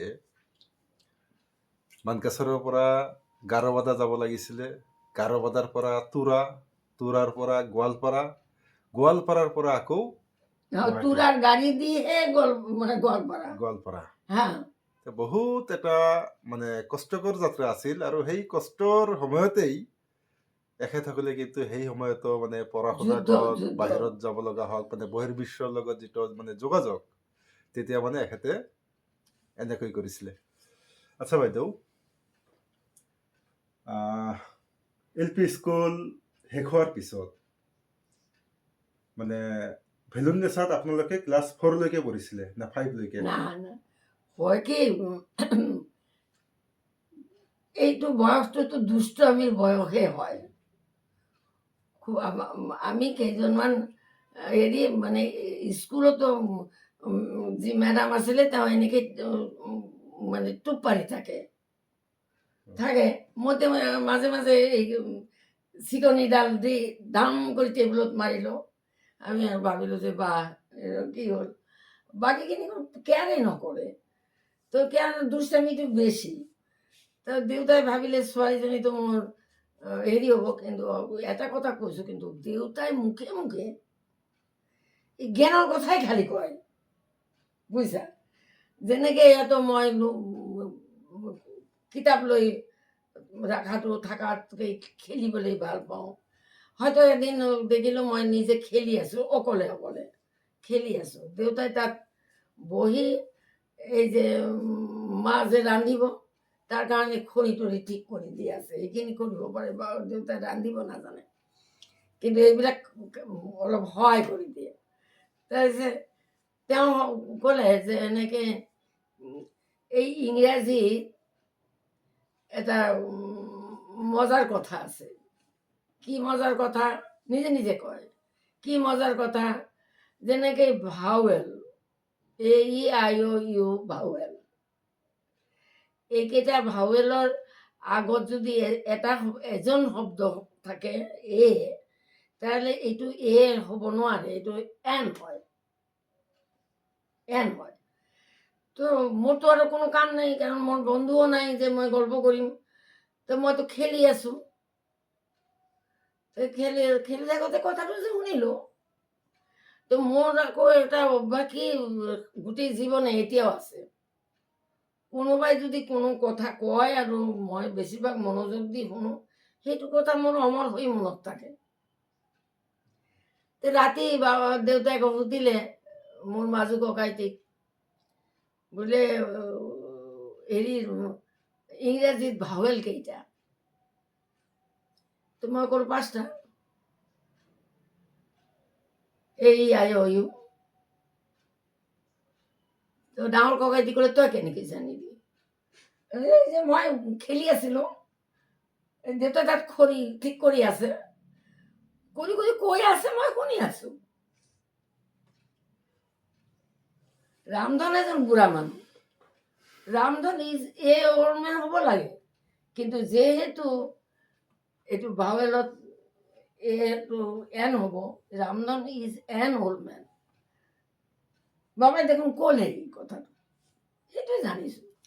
আৰু এদিন মই ভাত ৰান্ধিবলৈ কি কৰিলোঁ, তোমাৰ চাউল আনিব, মাৰ মাছাঙত চাউল আনিব গৈছোঁ। ডাঙৰ ককাইটি মাজু ককাইটিক পঢ়াই আছে, একে ক্লাছতে পঢ়োঁ, পঢ়াই আছে। মোৰতো পঢ়াৰ সুযোগ নাই, ৰন্ধাত সহায় কৰি দিব লাগে, কি কৰিব লাগে। গতিকে মই চাউল আনোতে দেখিলোঁ মাজু ককাইটি ডাঙৰ ককাইটি ইংৰাজী পঢ়াই আছে, তাত শব্দবিলাক অৰ্থবিলাক কৈ আছে, বুজাই আছে। তো মই এইটো সময়ৰ ভিতৰতে যিখিনি শুনিলোঁ, শুনি আহিলোঁ। তাৰপিছত ভাত খোৱাৰ সময়ত মাজু ককাইটিক ডাঙৰ ককাইটি সুধি আছে, এইটো যে তেতিয়া বুজালোঁ এইটো কি? তো মই উত্তৰটো দিলোঁ, তই কেনেকৈ জানো? তুমি কৈ আছিলা, মই শুনি আছিলোঁ, তাতে ক'লো। মোৰ পৰীক্ষাৰ সময়ত কোন ছাৰে কি কথাটো কৈছিলে এই বিষয়ে, সেই বিষয়টো মোৰ মনত দকৈ লাগিয়ে যায়। মই কি কৰিম, এইটো মোৰ অভ্যাস। সেই কথাটো মই পৰীক্ষা হলত এই বিষয়ে কোনে কি কৈছিলে এইটো মই লিখিব পাৰোঁ এতিয়াও। আচ্ছা ম্যাডাম, মানে আপুনি LP স্কুল পাছ কৰাৰ পিছত সেই সময়ত মানে মহিলাসকলৰ শিক্ষাৰ কি ব্যৱস্থা আছিল বাক্যাচৰত? আচ্ছা কৈছোঁ, মোৰ ডাঙৰ ভাইটি তেতিয়া LPতেই MB বুলি মানে অলপ ইংৰাজী অলপ শিকোৱা হৈছিলে ঠিকেই, কিন্তু এইটোতে মোৰ বাবা শান্তি নাপালে। সেইকাৰণে ছেকেণ্ড ছোৱালী মই, মোক লৈ বাবা অলপ বোধহয় হেৰি আছিলে, চিন্তিতই আছিলে। খালি খেলি ফুৰোঁ, খেলাই বেছি, সংগীও বেছি। বাবাই ঠিক কৰিলে মই যেতিয়া কমান খমান প্ৰথম মান পাছ কৰি দ্বিতীয় মানত উঠিলোঁ, তাৰপিছত তৃতীয় মান আছে, তাৰপিছত ফুল। তো বাবাই কৰিলে কি দ্বিতীয় মানতেই মোক আৰু এই স্কুলত নাৰাখিলে, জেএম হাই স্কুলত ক্লাছ 4ত এডমিশ্যন কৰি দিলে। তেতিয়াও মই হাই বেঞ্চত বহিব নোৱাৰোঁ। ছাৰহঁতে কোনোবাই দয়া কৰি মোক বেঞ্চত বহাই দিয়ে। এদিন নমাই দিওঁতে ভুল কৰিছিলে, মই বেঞ্চত উঠি জঁপিয়াই তাত পৰি গৈছিলোঁ। পৰি যে চিঞৰি চিঞৰি কান্দিছোঁ। গোটেই স্কুল এইটো কথা মোক আজীৱন ক'লে, তুমি যে পৰি গৈছিলা। মোৰ ছিনিয়ৰবিলাকে যেতিয়া চব অফিচাৰ গৈছে, কৈ তুমি যে পৰি গৈ চিঞৰি চিঞৰি কান্দিলা, এইটো কথা আমাৰ এতিয়া মনত আছে। চিঞৰি চিঞৰি কান্দিছিলে, ছাৰৰ ছোৱালী, যি হওক। কিন্তু ছাৰহঁতে মোক যথেষ্ট মৰম কৰিছিলে, কাৰণ মই মোৰ দেউতাও তাত ছাৰ, বেছিভাগ ছাৰে মোৰ দেউতাৰে ষ্টুডেণ্ট আছিল, তেওঁলোকেই গ্ৰেজুৱেট হৈ স্কুলত হৈছে, আণ্ডাৰ গ্ৰেজুৱেটো আছিলে শিক্ষক। তো যি হওক, গতিকে স্কুলৰ তেতিয়া মই যেতিয়া পঢ়িব যাওঁ তাৰ আগত মোৰ বায়েকক যেতিয়া এডমিশ্যন কৰাৰ কথা আছিলে, তেতিয়া হেডমাষ্টাৰে কৈছিলে যে ইয়াত ছোৱালী পঢ়াৰ কোনো পাৰ্মিশ্যন নাই। তাৰপিছত গোপেন বাবু বুলি CID অফিচাৰ এজন আহিলে। তেখেতে তেওঁৰ ছোৱালীক তৃপ্তি ভট্টাচাৰ্যী, গোপেন ভট্টাচাৰ্যী, তৃপ্তি ভট্টাচাৰ্যীক তেওঁ পঢ়াবই। তৃপ্তি ভট্টাচাৰ্যী পিছত কোকৰাঝাৰ কলেজৰ প্ৰফেচাৰ হৈছিল। গতিকে তৃপ্তিক পঢ়াবলৈ তেওঁ স্পেচিয়েল পাৰ্মিশ্যন লৈ আনিলে। যে আমাৰ স্কুলত প্ৰথম ছাত্ৰী আছিলে তৃপ্তি ভট্টাচাৰ্যী। নাই, আমি বহুত পিছত।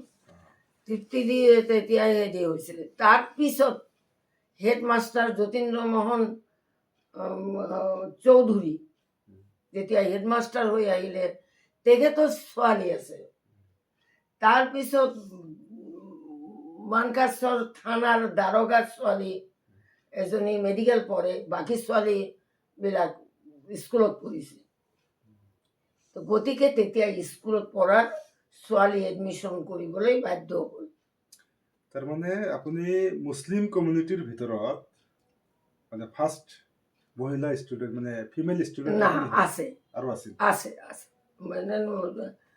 মানে ফিমেলৰ ভিতৰত শিকিবয়ে প্ৰথম হ'ব লাগে। এই যে খোলাসাতুন্নেছা যে মোৰ লগত হেৰি কৰিছে, কিন্তু আমাৰ ভিতৰত এইটোৱে হ'ল যে প্ৰথম আমাৰ আগৰবিলাক চব হয় এজনী নহয় দুজনী ছোৱালীয়ে মেট্ৰিক পৰীক্ষাত উত্তীৰ্ণ হৈছিল, কিন্তু আমিয়ে ছোৱালী আছিলোঁ 5জনী, একেলগে মেট্ৰিক পৰীক্ষা দিছিলোঁ ফাৰ্ষ্ট টাইম 5জনী। আমাক ভৱানী ছাৰে, হেডমাষ্টাৰ ভৱানী ছাৰে পঞ্চপাণ্ডৱ বুলি কৈছিলে। আমাৰ সময়তে স্কুলত বহুত যেনেকৈ থিয়েটাৰ, যেনেকৈ মাকহঁতে মাকহঁতে যেতিয়া আহিব নোৱাৰে, গতিকে তাত পাৰ্মিশ্যন ঠিক কৰা, কি কৰা, এইবিলাক উন্নতি আমিয়ে কৰিছিলোঁ। আৰু আমি 5জনেই ভিতৰত কোনোবাই 5জনেই প্ৰায় নাটকত ঠিক আছিল। তাৰ উপৰিও কোনোবাই ৰিচাইটেশ্যন ভাল কৰে, কোনোবাই লেখে ভাল, মোটামুটি সবকেইজন ছাত্ৰীয়েই, তাৰ ভিতৰত 3জনতো আমি মানে ল'ৰাবিলাকৰ লগত কম্পিটিশ্যন কৰি ফাৰ্ষ্ট ছেকেণ্ড থাৰ্ডৰ ভিতৰত হ'মেই। বাকী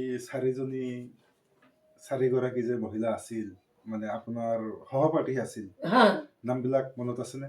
আছে আছে আছে। প্ৰথম জাহানাৰা নাৰ্গিছ, ডাক্তৰ গোলাম হোসেনৰ ছোৱালী। জাহানাৰা নাৰ্গিছ, নাৰ্গিছ ডাকনাম, জাহানাৰা হোসেন। এওঁতো কটনত পঢ়া, BSc পাছ কৰিলে, কৰি মেডিকেলত পঢ়া নাই, কিন্তু BSc পাছ কৰিলে, অনাৰ্ছ লৈয়ে পাছ কৰিছে। তাৰপিছত তাৰ এই বাংলাদেশৰ যেতিয়া যুদ্ধৰ সময়ত তেওঁৰ বায়েক, তেতিয়াতো তেওঁৰ বায়েক যেতিয়া বিয়া হয় তেতিয়াতো হেৰি নাছিলে, পাৰ্টিশ্যন হোৱা নাছিলে, তেতিয়া আমাৰ বিয়া ঢাকাতে আছে জাহানাৰা। তাৰপিছত মইতো ইয়াতে আছোঁ, অঞ্জলি সাহা বুলি ছোৱালী এজনী আছিলে, এওঁ অৰিজিনেলি বাংলাদেশতে তাৰ অৰিজিনেল ঘৰ, কিন্তু মামায়েকৰ ঘৰত পৰা তেওঁ সৰুৰ পৰাই মানকাচৰত থাকি পঢ়া শুনা কৰিছে। এতিয়া পশ্চিমবংগত আছে। তাৰপিছত জহুৰুল ইছলামৰ ভনী এজনী আছিলে, ৰেখা মেডাম। হেনা, ৰেখা মেডাম। নাই হেনো মেডাম, ওর বড় রেখা ম্যাডাম আর বড় হেনা ম্যাডাম। সে তো স্পোর্ট টিচার আছিলে গরিপুরত, রিটায়ার করেছে। তাৰপিছত আৰু এজনী হ'ল ভাল নাম আঞ্জুমান আৰা, কিন্তু ডাক নাম হ'ল মীৰা। মীৰা হ'ল নুৰুল ইছলাম এমপিৰ ঘৈণীয়েক আৰু দুলাল এমএলএ ভনী, বাইক, দুলাল এমএলএর বাইক। তাহলে এখন আমার আরেকটা কোশ্চেন, ধরেন লোকাল ভাষাতেই বলবো আমি এখন। হ্যাঁ কোন,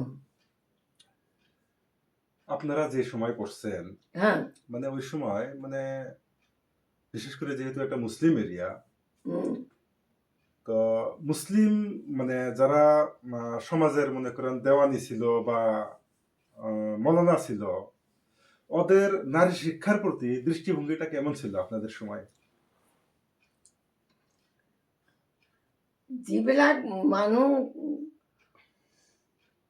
শিক্ষিত মানুহ আছিল আগতে, মই শুনিছো, তো বেছিভাগ মানুহতো মুছলিম, অলপ শিক্ষিত মানুহ, অলপ লেখাপঢ়া জনা বা ইয়াৰ ঢাকাত পঢ়া বা ইয়াত পঢ়া, কেলকাতাত পঢ়া মানুহবিলাক ভীতু হৈ বাংলাদেশত গুচি গৈছে।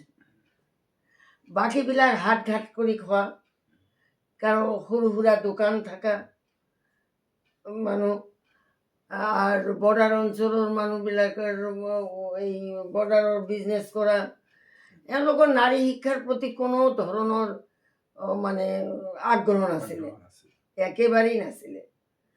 এজনী কি ক'ম, মই যে ইয়াত যে মইনুল যে LIC অফিচাৰ, তেওঁ এদিন মোক কৈ আছে, তাৰ মাক তেতিয়া জীয়াই আছিলে, কৈ আছে, ম্যাডাম মোর মা তো আপনার ছাত্রী হয়। আমি তো হয়, তো মোর মা ইমান বৃদ্ধ হয়ে গল, আর আপনি তো ঠিকই আছে। আমি যে আচ্ছা, এইটো হল জীৱনটোকে যেনেকে চলোৱা যায়।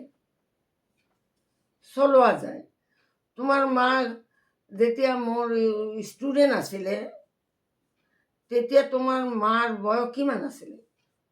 13-14, আৰু মোৰ বয়স হৈছিল 17-18।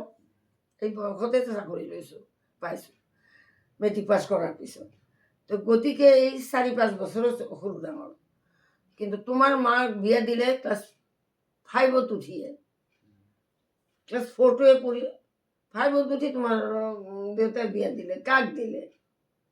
বিয়া দিলে এজন খেতিয়ক মানুহৰ লগত, ভাল খেতি কৰে, অৱস্থা ভাল দিছে, ঠিক আছে। তোমাৰ মা সেই খেতিয়কৰ ঘৰত গৈ পৰিশ্ৰম কৰিলে। খেতিয়কজন যেতিয়া ঢুকালে, তেতিয়া তোমালোকে সৰু আছিলা, তুমি আৰু তোমাৰ ভাইজন সৰু আছিলা। গতিকে তেওঁৰ ঘৰত কেনেকুৱা দুৰৱস্থা এটা হ'ল। গতিকে জীৱনটো যে চলাবলৈ গ'লে যিখিনি স্মুথলি পাব লাগে, পোৱা নাই। তেওঁৰ শৰীৰ ভাঙি গৈছে, শৰীৰটো এটা মজবুত থাকিব লাগে, তেওঁৰ ভৰসাটো কমি গৈছে। আমি পঢ়া শুনালৈ এটা লাইফ ষ্টাইল পাইছোঁ, পঢ়া শুনাৰ পৰিৱেশ, কিতাপ পত্ৰ পঢ়া, আমাৰ ঘৰততো কিতাপে কিতাপ। তেতিয়াৰ দিনত যুগান্তৰ পত্ৰিকা আহে, মোৰ দেউতা টিচাৰ আছিলে, ভাল ভাল কিতাপ পঢ়িছে। তেতিয়া আমি সৰু থাকোঁতেই শৰৎচন্দ্ৰ, বংকিমচন্দ্ৰ, শৰৎচন্দ্ৰ, তাৰপিছত ৰবীন্দ্ৰনাথ, কিতাপে কিতাপ দিয়েই ভৰ্তি ঘৰ। গতিকে আমি তেতিয়াই জানো এইবিলাক। পৰিৱেশটো এটা ডাঙৰ কথাটো। তেনেহ'লে সেই সময়ৰ যিটো মানকাচৰ, যুগান্তৰ পত্ৰিকাত কিবা যদি নতুনত্ব থাকে দেউতাই মাতি সকলোকে দেখায়, চবেই পঢ়ে। ডাঙৰ ককাইটি যাতে মানে তেওঁ সাহিত্যৰ বিষয়ে ভাল হ'ব পাৰে তাৰ কাৰণে তেওঁ এটা লাইব্ৰেৰী কৰি দিলে বাবা। এটা আলমাৰি, তাৰ নাম লিখিলে শিশু মহলৰ কিতাপ কেনেকৈ অৰ্ডাৰ দিব লাগে কলিকতাৰ পৰা। তেতিয়া কলিকতাৰ লগতে সম্পৰ্ক বেছি, কলিকতাৰ পৰা অৰ্ডাৰ দিয়াটো শিকালে। অৰ্ডাৰ দিলে কিতাপ আহিলে, অদ্ভুত যত ভূতেৰ গল্প কি সৰু সৰু এইবিলাক দেখিতো মই ভূতো দেখা পালোঁ। ভূতৰ গল্প পঢ়ি য'তে যাওঁ ত'তে মই ৰাতি হ'লে ভূত দেখোঁ। মানে এই পত্ৰিকাবিলাক যে তেতিয়া আহিছিল কলকাতাৰ পৰা আহিছিল। কেলকাতাৰ পৰা। তাৰপিছত এইবিলাক বাবাই ৰিচিভ নকৰে। বাবা ডাঙৰ ককাইটিক শিকালে যে কেনেকৈ ৰিচিভ কৰিব লাগে। মানে বাই পোষ্ট আহিছিল, পোষ্টত ৰিচিভ কৰে। ৰিচিভ কৰি তাকে আকৌ কিতাপ কেনেকৈ লিখিব লাগে, লাইব্ৰেৰী কেনেকৈ চলাব লাগে। গতিকে কিতাপবিলাক ষ্টক মাল এটা থাকিলে। তাৰপিছত ডেলিভাৰী। এতিয়া জহুল ইছলামৰ ভনীয়েকবিলাক, এই আমাৰ ঘৰৰ তাৰ বন্ধু, ডাঙৰ ককাইটিৰ বন্ধুবিলাক চব কিতাপ লয়। কিতাপ লৈ 2 দিন 3 দিন সময় কিতাপখন পঢ়ি আকৌ ঘূৰাই দিয়েহে আৰু এখন কিতাপ ল'ব লাগিব। মানে এই চিষ্টেমটো তেতিয়াই কৰিছিল ঘৰতে। ময়ো কিতাপ ল'লে সেইখিনি কিতাপ লিখি লৈছিলোঁ। গতিকে আমি সৰুতে কিতাপ পঢ়া জানো। মানে ডাঙৰ ডাঙৰ আখৰৰ কিতাপো আনিছে। মানে পঢ়াৰ পৰিৱেশ অদ্ভুত যত ভূতেৰ গল্প, ভূত পেতনি, তেতিয়াই দময়ন্তী, তেতিয়াই আমি ৰামৰ বনবাস, ৰাম সীতাৰ বনবাস, এইবিলাকতো সেই কালতেই শিকিছোঁ। ডাঙৰ ডাঙৰ অক্ষৰ দি এইবিলাক চব কেলকাতাৰ পৰা। গতিকে কলিকাতাৰ লগত ফেৰ মাৰাৰ দৰে আমাৰ বিদ্যা হৈছিলতো। সেই সময়ত মানকাচৰৰ মানে যিটো মানে আৰ্থিক যিটো এই মানুহবিলাক মানে একচুৱেলি কিহৰ ওপৰত ডিপেণ্ড কৰিছিল? বিজনেছ, কৃষি নে কি কৰিছিল? ইয়াত ভাগ আছে। যেনেকৈ মুছলিম মানুহ বৰ্ডাৰৰ একেবাৰে বৰ্ডাৰৰ মানুহবিলাক প্ৰথম অৱস্থাত বৰ্ডাৰটো খোলাই আছিল, কিন্তু ৰেষ্ট্ৰিকশ্যনো আছিল, নাথাকা নহয়। ইফালে বাংলাদেশ BDR আছিল, ইফালে BSF আছিল। এওঁলোকে এটা বিজনেছৰ লগত যেনেকুৱা থাকে, মই বিজনেছৰ ছোৱালীটো নহয়, কিন্তু শুনিছোঁ যে তাত হয়তো কাষ্টম, থানা, এওঁলোকৰ এটা যোগাযোগ থাকে। ডাইৰেক্টলি নহয়, ইনডাইৰেক্টলি এইবিলাক চব গোপনভাৱে থাকে। গতিকে বাংলাদেশৰ বস্তু ইণ্ডিয়াত অহা আৰু ইণ্ডিয়াৰ বস্তুৱে বেছি যায়। গতিকে কাপোৰ কানি যি বস্তু দিয়ে একেবাৰে ৰৌমাৰী বজাৰ ভৰ্তি থাকে। শুনিছোঁ তেতিয়া ধৰা গাখীৰ আহে ইয়াত, হয়তো বুঢ়ী মানুহ এটা গাখীৰ আনিলে, এইফালৰ গাখীৰ, গতিকে আনিলে কিনে মানুহে। বৰ্ডাৰতো কিন্তু বাজাৰ হৈছিল, আমি সৰুতে দেখিছোঁ। ঠিক বৰ্ডাৰত এওঁলোকেও বস্তু আনে, এওঁলোকেও বস্তু দিয়ে, এইটো কিন্তু নিয়মটো আছিলে। আমি 4 আনা কেজি, তেতিয়াতো কেজি নহয়, শ্বেৰ আনিছিলোঁ, গাখীৰ আনিছিলোঁ বৰ্ডাৰৰ পৰা।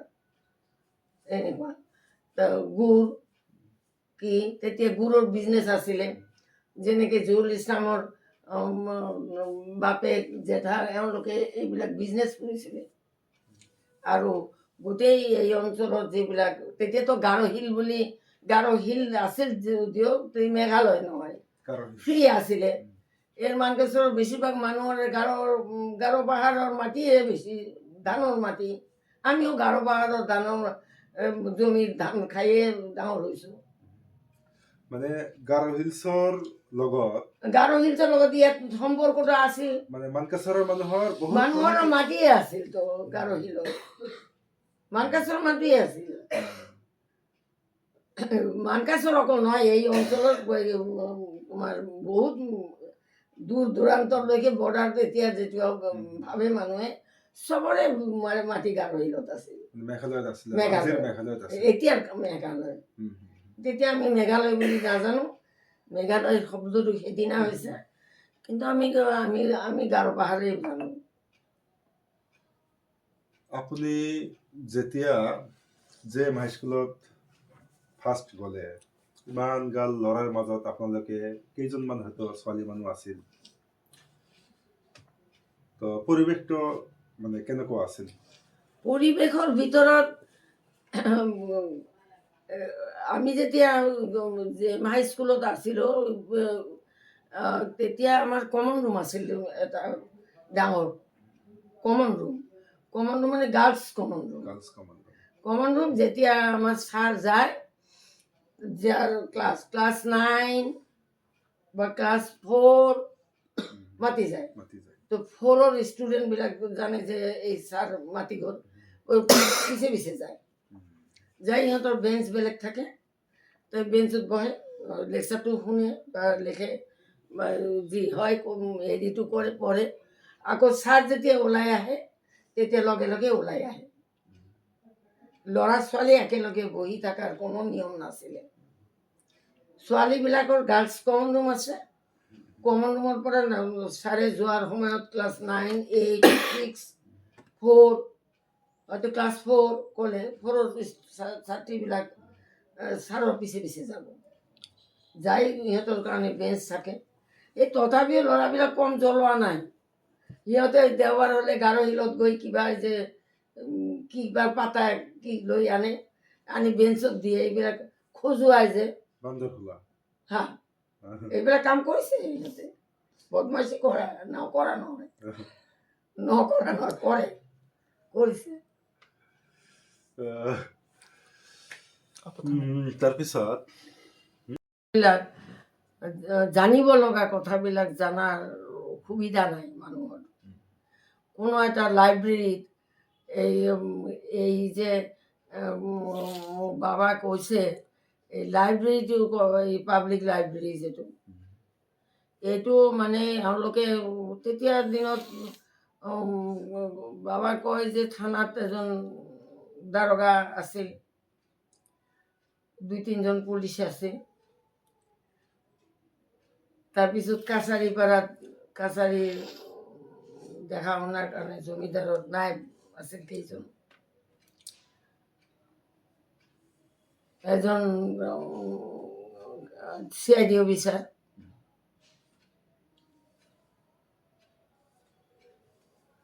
তাৰপিছত হেৰি হ'লে এজন কাষ্টম অফিচাৰ। এই গুণা কথা কেইজনমান মানুহ, এজন PWDৰ অভাৰচিয়াৰ, ইঞ্জিনিয়াৰ নহয় অভাৰচিয়াৰ থাকে, এওঁলোকে শিক্ষিত মানুহ। বাবাইতো কাছাৰী পাৰাত গৈ নায়কবিলাকৰ লগতেই তাচ খেলাইছে, তেওঁলোকৰ লগত কথা পাতিছে, নায়কসকলে অলপ শিক্ষিত মানুহ, গতিকে ক'ত যাব আৰু, মুছলিম গাঁওবিলাকততো শিক্ষিত মানুহ নাই, গতিকে যাব ক'ত, গতিকে এই কাছাৰী পাৰাৰ লগতেই ভাল আছিলে। আমাৰ ঘৰত যিকেইজন হেৰি কৰিছিলে, এওঁলোকতো চব পণ্ডিত মশাই হ'ল বামুণ, হিন্দু বামুণ, পূজাৰী বামুণ, কিন্তু তেওঁ আমাৰ ঘৰত নিজৰ খুৰা এখন নিচিনা, নিজৰ তেওঁ যিটো ক'ব সেইটো কৰিম আমি, এনেকুৱা আছিলে। লাহিৰী ছাৰ তেওঁ আগতে জমিদাৰৰে হেৰি আছিলে, নাইব আছিলে, পিছত আহি ডিগ্ৰী আছিল, জেএম হাই স্কুলত শিক্ষক আছিল। আমাৰ ঘৰত অহা যোৱা, আমাৰ কিবা এটা ডিচিশ্যন হয়তো বাবাই ল'ব নোৱাৰে বা লোৱা নাই, সিদ্ধান্তটো তেওঁলোকেই লয়, এইটো কৰিলে ভাল হ'ব। গতিকে আমাৰ লগত সেইকাৰণে হিন্দু মুছলিম আমি একো বুজি নাপাওঁ, কাৰণ কোনো মুছলমান এই বেছিভাগ বিলাক বাবাৰ কিছুমান যিবিলাক ছাত্ৰ ভাল হৈছে তো এওঁলোকেও বাবাক সন্মান কৰে, যিবিলাক বাবাৰ বেতৰ ভয়ত স্কুল এৰিছে এইবিলাকো ভয় কৰে। মানে মানকেশ্বৰত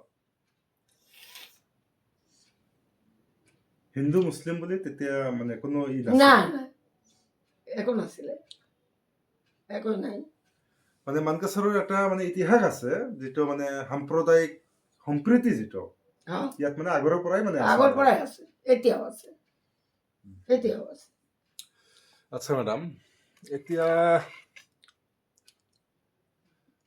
আপোনাৰ মেট্ৰিকৰ যিটো যাত্ৰা,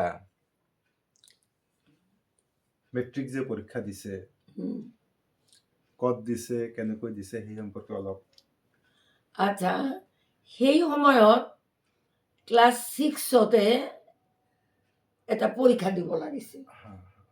সেই পৰীক্ষা আকৌ তুৰাত গৈ দিব লাগে, চেণ্টাৰ তুৰা। চেণ্টাৰ তুৰা। গতিকে আমি আটাইবিলাকে তুৰাত গৈ এই এম ই স্কুলৰ পৰীক্ষা দিছোঁ। এম ই পৰীক্ষা দি হাই স্কুল, তা হাই স্কুল মেট্ৰিক পৰীক্ষা যেতিয়া দিওঁ তেতিয়াও তো তুৰাতেই পৰীক্ষা। চেণ্টাৰ তুৰা আছিল তাৰমানে। তো ঘটনাচক্ৰে আমাৰ মানে মাহী এজনী তুৰাতেই তেওঁৰ গিৰিয়েকো দিয়াই আছিল, তুৰাত আছিল। পিছত তেওঁ ধুবুৰীত আহিছে, তাৰপিছত মেঘালয় হোৱাৰ পিছত ধুবুৰীত আহিছে, তাৰপিছত তেতিয়া তুৰাতে আছে। গতিকে আমি মাহীৰ ঘৰত আছিলোঁ। তাৰপিছত খান বাহাদুৰৰ ভনীয়েক এজনী তাতে তুৰাতেই, যদিও মহেন্দ্ৰগঞ্জৰ মানুহ, তুৰাতে এজন অফিচাৰ আছিলে, গতিকে আছিল। এনেকুৱা হিন্দু মানুহো তেতিয়াৰ দিনত দৰ্জী কাম, গায়ক ইত্যাদি এইবিলাক মানুহ তুৰাত বিজনেছ পাৰপাজতো আছিল। বহুত ব্যৱসায়ী মানুহ, ডাঙৰ ডাঙৰ ব্যৱসায়ী তুৰাৰ বাজাৰটো বনাইছিল, বাজাৰটো হেৰি কৰিছিলে, বজাৰতেই মছজিদো বনাইছিল। গতিকে তুৰাৰ লগত সম্পৰ্কটো খুব ভাল আছিলে আৰু বহুত পুৰণি আছিলে। এইটো আমাৰ এটা অংশ। তুৰাই বৰঞ্চ এক হিচাপে দেখিব গ'লে মানকাচৰটো মেঘালয় হ'লেই ভাল আছিলে, ওতপ্ৰোত জড়িত। মেঘালয় বাদ দিত আমাৰ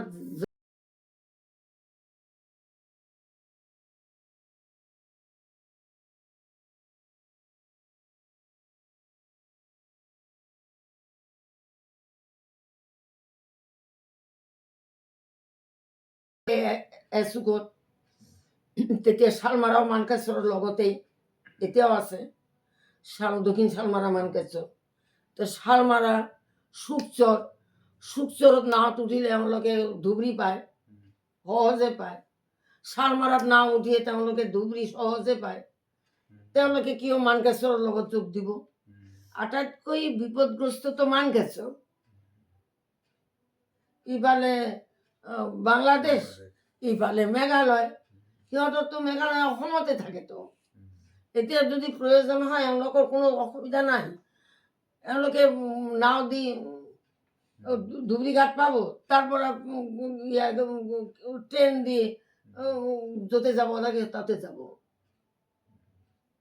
মানকাচৰ বাসীৰেই অসুবিধা, এওঁলোকৰেই বিজনেছৰ অসুবিধা, এওঁলোকৰেই আজি মাৰোৱাৰীবিলাকৰ দুৰৱস্থা, আজি বাঙালীবিলাকৰ যিবিলাক মানুহে হেৰি কৰে শুনি আছোঁ, এইবিলাক এই চুবাৰীৰ বিজনেছ কৰে, এওঁলোকৰ চুবাৰী নিদিয়ে, এওঁলোকৰো অসুবিধা, গাৰো জেনেৰেল মানুহৰো অসুবিধা হৈছে। মই যেতিয়া মোৰ ভনী জোঁৱাই হেৰিত ৰুমাৰ আব্বাই যেতিয়া তুৰাত চাকৰি কৰে, তেতিয়া মই তুৰাত গৈ কিছুদিন কৰি থাকি আহিছোঁ। তেতিয়া তুৰাতে কি হ'ল, আজি বজাৰত মাছ নাই, মানকাচৰৰ পৰা মাছ অহা নাই। মানকাচৰ বুলি ক'লে মানকাচৰ নহয়, হাতচিংমাৰিও আছে, কি আছে, এইবিলাকৰ পৰাই বিৰাট বিৰাট পুখুৰী আছে, মাছ যায়, মাছ নাই। তাৰপিছত মুৰ্গী নাই, এইবিলাক এই অঞ্চলবিলাকৰ পৰাইতো যায়। তেওঁলোকৰ অসুবিধা হৈছে। ইয়াৰ পৰা পাচলি যিবিলাক মানকাচৰত কিমান মানুহ পাচলি খায়, এইবিলাক চব গাৰো হিলৰ বিভিন্ন জেগাত যায়, এইবিলাক পাচলিতো সিহঁতে নহয় সিহঁতৰ পাচলি আকৌ আমাৰ অসমত আহে। এইটোতো এটা ওতপ্ৰোত সম্পৰ্ক মানে এইটো তেতিয়াৰ পৰাই চলি আছিলে চলি আছে। এইটো তাকে এতিয়া গাৰো অমুক তমুক এইবিলাক এই দিনবিলাকে এনেকুৱা নেকি? মানুহ হিচাপে ধৰি তাক মানুহ মানুহ হয়। গাৰো মানুহ, ঝাৰুৱাও মানুহ, মুছলমানো মানুহ, হিন্দুও মানুহ, সবৰতো ৰক্তটো একেইতো। তুমি যেতিয়া টেষ্ট দিব যোৱা, যদি হেৰি যোৱা হস্পিটেলত, টেষ্টবিলাকে এইটো মুছলমানৰ টেষ্ট, এইটো কি হিন্দুৰ টেষ্ট বুলি লেখা থাকে নেকি? যেতিয়া বেমাৰীটো চিৰিয়াছ হয় এই টেষ্ট, এইটো গ্ৰুপহে দেখে কোন গ্ৰুপত টেষ্ট লাগে দিলে হয়তো মুছলমানৰ লগতেই মিলিছে, কোনে খবৰ কৰে? এইবিলাক জঘন্য মানুহৰ মানৱতা নাই। এতিয়া মানৱতা নাই, এতিয়া আছে খালি লাভৰ বিজনেছ। লাভ কাক মাৰি কাক খায়, কোনে খায়? ৰাজনীতিও ঘৃণনীয় অৱস্থা। এনেকুৱা কিয়? আগতো মানুহ যাক ভাল পাইছে ভোট দিছে, কি কৈছে, যোনে কাম কৰে তাক ভোট দিছে। এইটোতো কোনো কথা নেই। একেবাৰে ভোট এমএলএ কি একেবাৰে পৃথিবী নেকি? এজন এমএলএ, একজন মিনিষ্টাৰ, চিফ মিনিষ্টাৰ তো আমি বহুত দেখিলো, প্ৰাইম মিনিষ্টাৰও তো বহুত কেইটা পালো, ৰাষ্ট্ৰপতিও তো পালো। কি হ'ল? যি ভাল কৰিছে সততাই পথ, মোৰ বাবাৰ কথা, যি সৎ কাম কৰিছে তাৰ কথা এতিয়াও মানুহ কয়, কিতাপত কয়। এটো কিতাপে বদল কৰে। দুষ্ট মানুহবিলাকে কিতাপখনো বদল কৰে। তুমি যে আজি মোৰ কথা কৈছা, মোৰ চেক্ৰিফাইজৰ কথা যদি ভাবা, এইবিলাক কথা মানুহ শুনিব নোখোজে তো, দৰকাৰ নাই তো, প্ৰয়োজন নাই। ডেন্স পাৰ্টি চলি আছে, উলংগ ডেন্স পাৰ্টি দেখি যিবিলাক উন্মত্ত থাকে, এইবিলাক মানুহ ক'ত আৰু পূজা নামাজ লৈ ভগৱানক খাতিৰ কৰিব যাব? কোন দৰকাৰ পৰিছে? তেওঁলোকৰ ওচৰত ভগৱান নালাগেতো। এইটোৱে ভগৱানতকৈ বেছি মজা। তেনেহলে যুগ পৰিৱৰ্তন হৈছে, মানুহবিলাক পৰিৱৰ্তন হৈছে, আগৰ দিনৰ মানুহৰ নিচিনাকে বস্তুও পৰিৱৰ্তন হৈছে। প্ৰথমে দেখিলো টিভি, ৰেডিঅ' শুনিবলৈ এঘৰ মানুহৰ ঘৰত ৰেডিঅ' আছে, খবৰ শুনিবলৈ কি শুনিবলৈ মানুহ যায়। ৰেডিঅ'ত নাটকো হয়, শুনে মানুহে, দলটো এই ঘৰতে বেছি হয়। সেইটো যদি গ'ল, টিভি আহিলে, টিভি চাক্ষুষ চব একেবাৰে ৰামায়ণ নাৰায়ণ ইয়াত আৰম্ভ কৰি কিমান চিনেমা সব দিয়ে, তাকে লৈ মত্ত থাকে।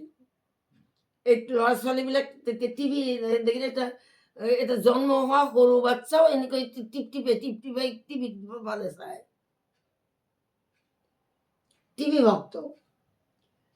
এতিয়াতো আৰু সব ফোন ভক্ত। কি নাপাব ফোনত? চবেই পায়, সবেই আছে। বাস মানুহৰ প্ৰতি মানুহৰ মৰম নাই। মৰম আছে এইবিলাকত, মোবাইলত। এই যে যিবিলাকে কি দেখে, টিভিৰ ভিতৰত নাটক দেখে, কি দেখে, নাটকৰ সময়ত পাগল হয়, নাটকটো নিজৰ জীৱনৰ কি কৰি লয়। এতিয়া চহৰবিলাকত ডেন্স পাৰ্টি, কিমান মজা মজা বস্তু। ল'ৰাবিলাকক আগত নহয় কোৱা, আগত শিক্ষকে যিটো কৈছিল, ছাত্ৰই এইটোৱে একেবাৰে শিক্ষককো ভাল পাইছিল। শিক্ষকো ল'ৰা নিচিনাকৈ, নিজৰ পুতেকৰ নিচিনাকৈ ছাত্ৰক মৰম কৰিছিল। গতিকে শিক্ষকৰ লগত তেওঁলোকে ওতপ্ৰোত সম্পৰ্ক আছিল, ওতপ্ৰোত সম্পৰ্ক। ভাল পোৱাইতো মানুহক বহুত বহুত শিকায়। যাক তুমি দেখিবা স্কুল জীৱনতো যি শিক্ষকৰ ভাষণ তোমাৰ ভাল লাগে, তেওঁ স্কুলত নাহিলে মনটো বেয়া লাগি যায়, আজি তো মোক ছাৰ অহা নাই, বেয়া লাগিল, বেয়া লাগে। আৰু যি ছাৰ আহিব সেই তেওঁৰ প্ৰত্যেকটো কথা তোমাৰ মনত গাঁঠি থব। গতিকে শিক্ষকে ছাত্ৰক কেনে ব্যৱহাৰ কৰিব লাগে, মৰম কৰি তাক কেনেকৈ নিজৰ কৰি ল'ব পাৰি, তাৰেহে ক্লাছ কৰিব ভাল পাব। খালি কিতাপখন পঢ়িলেতো নহয়, কিতাপৰ সংশ্লিষ্ট বহুত কথা থাকে, বহুত জ্ঞানৰ কথা থাকে। সেইটোৱে এই কেইবছৰমান আগত নিৰঞ্জন দাৰ ঘৰত গৈছোঁ, নিৰঞ্জন দাৰ 2 ছোৱালী বম্বেত বিয়া হৈছে। নিৰঞ্জন মানে কাপোৰৰ দোকান। এই নিৰঞ্জন দাৰ ছোৱালী দুজনী নামি আহিলে, মোৰ আৱাজ পাইছে, নামি আহিলে, মেডাম অলপ ওপৰত যাম, আহক। আজি কি হ'ল, মোৰতো সময় নাই। আচ্ছা ঠিক আছে, তুই কি কবি কচোন। কবি নহয় ওপৰত যাব লাগিব। গ'লোঁ, গৈ ক'লোঁ কি হৈছে, পুতেক সৰু সৰু পুতেকবিলাকক মাতি আনি কয় কি নমস্কাৰ কৰ। আমি না মৰম কৰ, দে পুতেকক ওচৰত দে, গাত হাত দি মূৰত হাত দি কৰ, খুব ভালকৈ পঢ়িবা, মনোযোগ দি পঢ়িবা, ভাল ছাত্ৰ হ'বা ইত্যাদি। তাৰপিছত ক'লে যে মেডাম এইকাৰণে আপোনাক মাতিছোঁ, অলপ দিন আগতে আমাক মাজে মাজে তাক হেড মিষ্ট্ৰেছ প্ৰিন্সিপালে গাৰ্জিয়েনক মাতে। তা আমাক গাৰ্জেন বুলি ক'লেতো মাক বাপেক দুজনকে বুজায়, আপনিতো জানে, কিন্তু বাপেকবিলাকতো বিজনেছত ব্যস্ত, তেওঁলোকেতো মিটিঙত নাযায়। গতিকে আমি যাওঁ, আমি 2 ভাই ভনীয়েকে গৈছোঁ। তাত প্ৰিন্সিপালে যিবিলাক কথা ক'লে শিক্ষা সম্পৰ্কে, ছাত্ৰক পঢ়োৱা সম্পৰ্কে, আমাক যিবিলাক উপদেশ দিলে, যি কৰিলে ক'লে, আমিতো খুব মনোযোগেৰে শুনিলোঁ। দেখিলোঁ আপুনি যিবিলাক কথা কৈছিলে এইবিলাক কথাইতো ক'লে। আমি আচৰিত হৈ গৈছোঁ মেডাম, আপনি বোম্বেৰ মেডাম আমাৰ আটাইতকৈ ভাল স্কুলত দিছোঁ আমি, সেই মেডাম যিটো কথা ক'লে এই কথাবিলাকতো আমাৰ আগতে জানা, এইবিলাক কথাটো আপুনি কৈছিল, আপনি কেনেকৈ জানে এইবিলাক? বোম্বেৰ মেডামৰ কথাবিলাক আপনি কেনেকৈ জানিলে? আমিতো ষ্টুডেণ্ট লাইফতে এইবিলাক শুনিছোঁ আপোনাৰ পৰা। মই ক'লোঁ বোলে ছাৰ এটা কথা কওঁ, এডুকেশ্যন পলিচি আছে, বিভিন্নভাৱে এই পলিচিবিলাক কিতাপতো লেখা হয়, কি হয়, কিভাবে চলোৱা হয়, সেইটো পলিচি আছে। তেওঁ পলিচি মতে চলে, ময়ো পলিচি মতে চলিছোঁ। এডুকেশ্যন পলিচি আছেতো, কিভাবে চলা লাগবে, কিভাবে আকৃষ্ট করা লাগবে, কেমন করে স্টুডেন্ট আকৃষ্ট হবো। তাহলে ম্যাম খালি পেটালে হবে না তো, ছাত্র ছেলেই হোক মেয়ে হোক তাকে আদর করি তোমাকে আপন করে ল'ব লাগিব।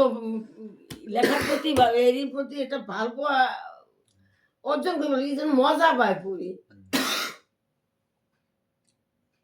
মিষ্টিহীন তিতে আর কতদিন খাবো।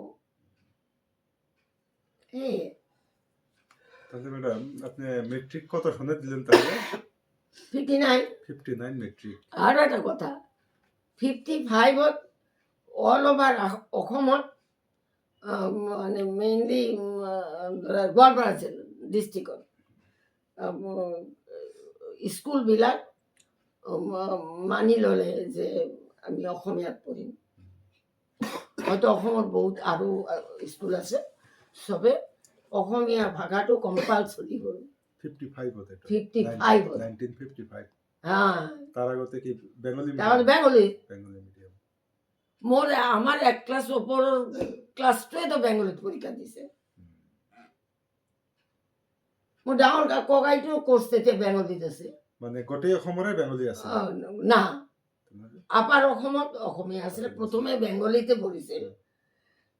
প্ৰথমতো গোটেই অসমৰ বিদ্যাটো বাঙালীবিলাকে কৰিছে, হ্যাঁ বাঙালীবিলাকেই কৰিছে। তাৰপিছত তো অভাৱ উশাহ হ'ল, অসমীয়া ভাষাৰ উন্নতি আদিনী সভা কৰিলে হেমচন্দ্ৰ বৰুৱা, তাৰপিছত লক্ষ্মীনাথ বেজবৰুৱা, এওঁলোকে বহুত সাহিত্যিক, এওঁলোকে কলকাতাত পঢ়ে। তেতিয়াতো তেওঁলোকে এই যে অৰুণোদয় কাকত যে লিখিলে আমেৰিকান মিছনাৰীবিলাকে, তেওঁলোকে আপাৰ অসমত আছিলে। আপাৰ অসমৰ ভাষা লগত বেংগলী ভাষাৰ মিল নাই, তেওঁলোকে স্পষ্টভাৱে দেখালে। এওঁলোকে যুদ্ধ কৰি অসমীয়া ভাষাটো ল'লে, সেইটো আপাৰ অসমত ল'ব পাৰিলে, লোৱাৰ অসমত নহয়। লোৱাৰ অসমত কিছুমান স্কুলে এনেই ল'লে, স্কুলতো বেংগলী স্কুল বেলেগ আছিল, অসমীয়া স্কুল বেলেগ আছিলে। আমাৰ ইফালে বেংগলী স্কুলেই আছিল, পাঠশালা টাঠশালাত চবতেই বেংগলী ভাষা, কোনো কথা নেই, বেংগলী স্কুল এইটোৱে নিয়ম আছে। তাৰপিছততো ভাষা পৰিৱৰ্তনত এইটো মানকেশ্বৰ বাসীও মানি ল'লে, অসমীয়া ভাষাক মানি ল'লে। তো মানি ল'লে এইটো 55-ৰ পৰা অসমীয়া ভাষা কম্পালচৰি হ'ল, আমাৰ ইয়াতো কম্পালচৰি হ'ল। তেতিয়া আমি ক্লাছ 6লৈকেই হেৰি পাইছিলোঁ, বেংগলীত যিটো ME পৰীক্ষাত দিব লাগে, তোৰাত গৈ আমিতো 6লৈকে 6ৰ পৰীক্ষাত যিটো দিছোঁ বেংগলীত দিছোঁ। গতিকে মই বাংলা ভাষাত পাকত আছিলোঁ। 6 ক্লাছততো এটা হেৰি হয়, তেতিয়া আমাৰ ঘৰত তোমাৰ যুগান্তৰ পত্ৰিকা আহে, কি হয়, কিতাপ আহে, বহুত কিতাপ, ককাইদেউৰ হেৰিতো চব বেংগলী কিতাপ, এইবিলাক চব বেংগলী কিতাপত। বেংগলীত আমাৰ শৰৎচন্দ্ৰ, ইয়াৰ ৰবীন্দ্ৰনাথ, ইয়াতে চব মুখস্থই প্ৰায়, এইবিলাক আগতে হেৰি কৰা। গতিকে তেতিয়া অসমীয়া কিতাপ ইমান হোৱা নাছিলে, ইমানখিনি ওলোৱা নাছিলে। ৰবীন্দ্ৰনাথৰ এটা আপোনাৰ ভাল লগা কবিতা, হা, ৰবীন্দ্ৰনাথৰ এটা কবিতা যিটো আপোনাৰ মনত আছে এতিয়াও, অলপ। ৰবীন্দ্ৰনাথৰ বহুত কবিতাতো আছে, বিৰাট বিৰাট কবিতা, সেইবিলাক মই কোৱা নাই। কিন্তু মই এটা কবিতা খুব ভাল পাওঁ, সেইটো হ'ল আমাৰ আলহামদুলিল্লাহৰ লগত মিলে, আমাৰ প্ৰাৰ্থনা। যিটো কবিতা ৰবীন্দ্ৰনাথ লিখি নোবেল বঁটা পাইছিলে, এইটো তাৰ প্ৰথম কবিতা, প্ৰাৰ্থনা, গীতাঞ্জলি নেকি? গীতাঞ্জলি। আমার মাথা নত করে দাও হে তোমার চরণ ধুলার তলে, সকল অহংকার হে আমার ডুবাও চোখের জলে, নিজেরে করিতে গৌরব দান, নিজেরে কেবলই করি অপমান, আপনারে শুধু ঘেরিয়া ঘেরিয়া ঘুরে মরি পলে পলে, সকল অহংকার হে আমার ডুবাও চোখের জলে, আমারে না যেন করি প্রচার আমার আপন কাজে, তোমারই ইচ্ছা করো হে পূর্ণ আমার জীবন মাঝে, চাচিয়ে তোমার চরম শক্তি, পরাণে তোমার পরম ভক্তি, আমারে আড়াল করিয়া দাঁড়াও হৃদয়ে পদ্ম দলে, সকল অহংকার হে আমার ডুবাও চোখের জলে। এটা আলহামদুলিল্লাহ এর সঙ্গে মিলাও দেখি, কি অহংকার করি কি লাভ, কোনো অহংকার নয়। আপনার 9 ভাই বোন যে ছিল বা আছে, মানে আপনার ছোট, আপনি তো 2 নম্বর না, বাকি না, আমি 4 নম্বর, ভাই বোনের মধ্যে 4 নম্বর আপনি। 4 নম্বর, কেন আমার আগে বড় ভাইটি আছে, তাৰপিছত ডক্টর খোরশেদ আলম, জিয়াউল আলম, তার পিছত দেলোয়ার খন্দকার। তাহলে এই ভাই বোনের মধ্যে আপনার সবচেয়ে মানে কাছের কার সাথে আছিল? মানে আমার বাবা, বাবা, তারপরে ভাই বোনের মধ্যে ভাই বোন মেজো ভাই, মেজো ভাইয়ের সাথে আপনার হ্যাঁ মেজো ভাই, মেজো ভাই। মেজো আর আমি একসাথে একে তোমার মোক দ্বিতীয় মানৰ প্ৰথম মানৰ পৰা দ্বিতীয় মানত উঠাৰ লগে লগে বাবা ক্লাছ 4 দিলে। তেতিয়া ডাঙৰ ককাইটি মাজু ককাইটি এই পাঠশালা স্কুলত বৃত্তি পৰীক্ষা দিব, ই বাপ ছাত্ৰ বৃত্তি পৰীক্ষা দিব। ই তৃতীয় মানত পঢ়ে, মই ক্লাছ 4 গ'লোঁ। তো ক্লাছ 4 গ'লোঁ, তো 4ৰ পৰা 5ত উঠিছোঁ। এতিয়া তৃতীয় মানৰ বৃত্তি পৰীক্ষাৰ পিছত বাবা ভাবিলে যে এইটো দি ডাঙৰ হৈ যদি নিচুৰ ক্লাছত পঢ়ে ভৱিষ্যতে ইয়াৰ মেণ্টেল হেৰি হ'ব। সেইকাৰণে তাক লৈ ক্লাছ 5ৰ বি ছেকশ্যনত দিলে। কিন্তু ভাল ষ্টুডেণ্ট, এইটো বৃত্তি পৰীক্ষা দিছে, কিন্তু বি ছেকশ্যনত দিলে। কি কাৰণে দিলে? ছোৱালীবিলাক চব এ ছেকশ্যনত থাকে, যদি ই পঢ়া নাপায় ক্লাছত কিজানি মোৰ ওচৰত সৰু হৈ যায়, সেইকাৰণে তাক বি ছেকশ্যনত দিছে। কি নাম আছিল এই বাইদেউ? জিয়াউল আলম আছে? মঞ্জু, আছে? তার নাম মঞ্জু নাই এখন না? না। এই মঞ্জু আর আব্দুল হাই এরা চাঁদ মিয়া এরা সব বন্ধু তো। আর আমি মানে ইহঁত সৰু, গতিকে মই তাবেদাৰ। ইহঁতে পাহাৰৰ পৰা কি কয় বলবাৰে আনে, কি আনে, এইবিলাক মই ৰক্ষণ কৰি ৰাখোঁ, ইহঁতক দিওঁ। মই একেলগে পঢ়া বুলি মাজু ককাইটিক মই খুবেই মৰম কৰিছিলোঁ, খুব ভাল পাইছিলোঁ আৰু ভয়ো কৰিছিলোঁ। ই নিজৰ ডাঙৰ ককাইটিৰ নিচিনা কিবা তেৰি বেৰি হ'লে হেৰি কৰিব, কিন্তু মোৰ কাৰণে ই যদি কাৰোবাৰ লগত ফুৰিবও গৈছে, বাদামো খাইছে, সেই বাদামকেইটা ই পকেটত লৈ আহিছে, কেইটামান বাদাম ই মোৰ কাৰণে লৈ আনিছে। তো ডাঙৰ ককাইটি ডাঙৰ, মাজু ককাইটি এইটো মোৰ ডাঙৰ, ই তেনেকেই কৰিছে। কিন্তু কোনো যদি কোনো কাৰণত মই ডাঙৰ মাজু ককাইটিক বহুত সহায়ো কৰিছোঁ পঢ়া শুনাৰ সময়ত, আগতে মই চাকৰি কৰিছোঁ, তো সেইটো মই কোৱা নাই। কিন্তু মই যদি কোনো কাৰণে কোনো অসুবিধাৰ কথা মাজু ককাইটিক কৈছোঁ, মাজু ককাইটি তেতিয়া এই কৈছে যে তাৰ ঘৈণীয়েকক কৈছে যে ই খোজা এনেই ডিষ্টাৰ্ব কৰা খোজা ছোৱালী নহয়, ই কিবা এটা অসুবিধাত পৰিছে, এইটো ই অকলে কৰিব পৰা নাই কাৰণেই মোক কৈছে। ই সহজে নতি স্বীকাৰ কাৰো ওচৰত নকৰে। ই যে মোক ক'লে কথাটো, তাৰমানে ই নোৱাৰে এইটো কৰিবলৈ, তাৰ অসুবিধা হৈ আছে, সেইকাৰণে কৈছে। যেনেকৈ ধৰা এই যে ৰাজাবালাৰ ভনীজনীৰ ছোৱালীজনীৰ হঠাতে পৰি গৈ ভৰিত দুখ পালে, মানে এটা অপাৰেশ্যন কেছ হ'ল।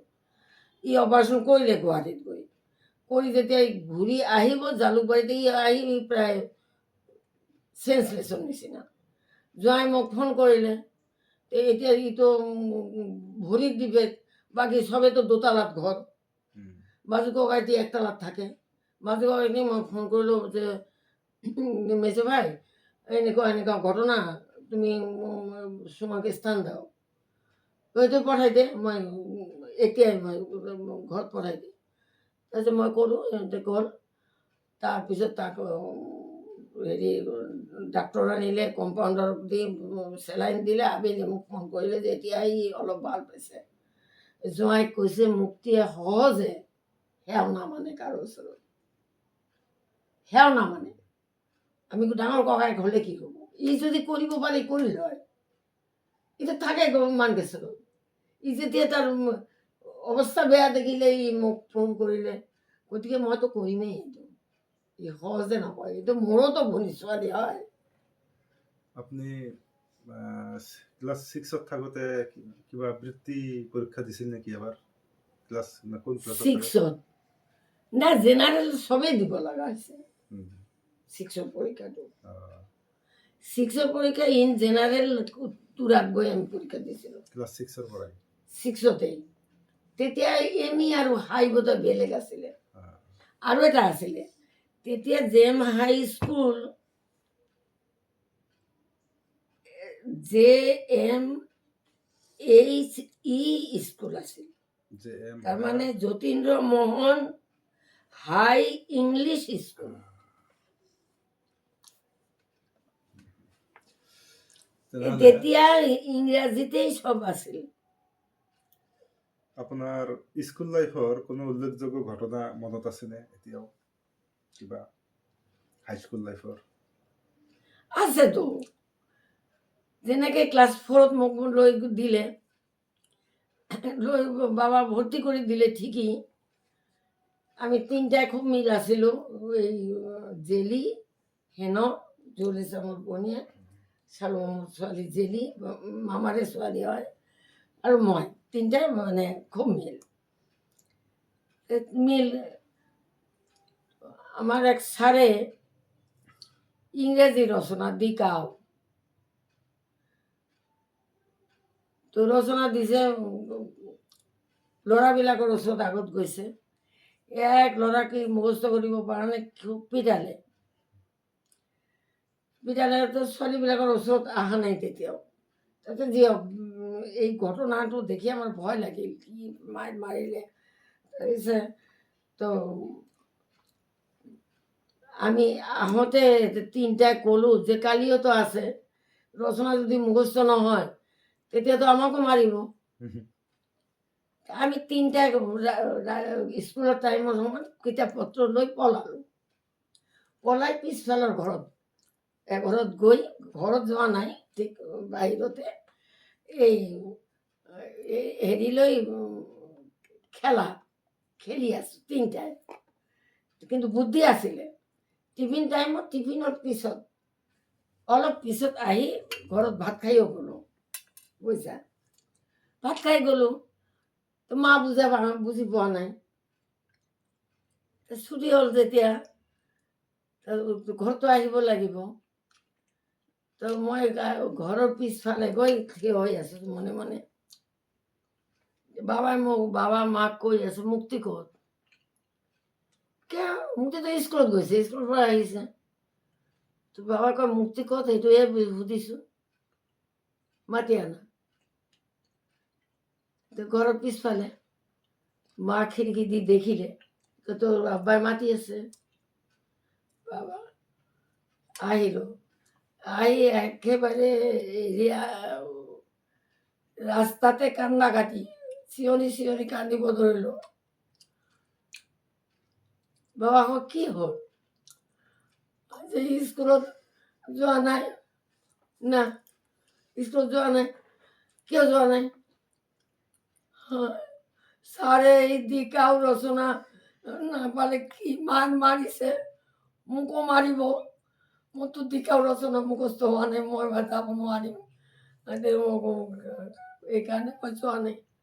আহা, বেচাৰা মোৰ ছোৱালীজনী কিমান ভয় খাইছে, ইমান সাহসী ছোৱালী তুই ভয়ে খালি নে কেইটামান দিগাও ৰচনা। তাৰপিছত বাবাই ক'লে বৰ দিগাও পঢ়িলোঁ, কৈ কি বোলে এই পেৰাগ্ৰাফটো পঢ়ি থাক।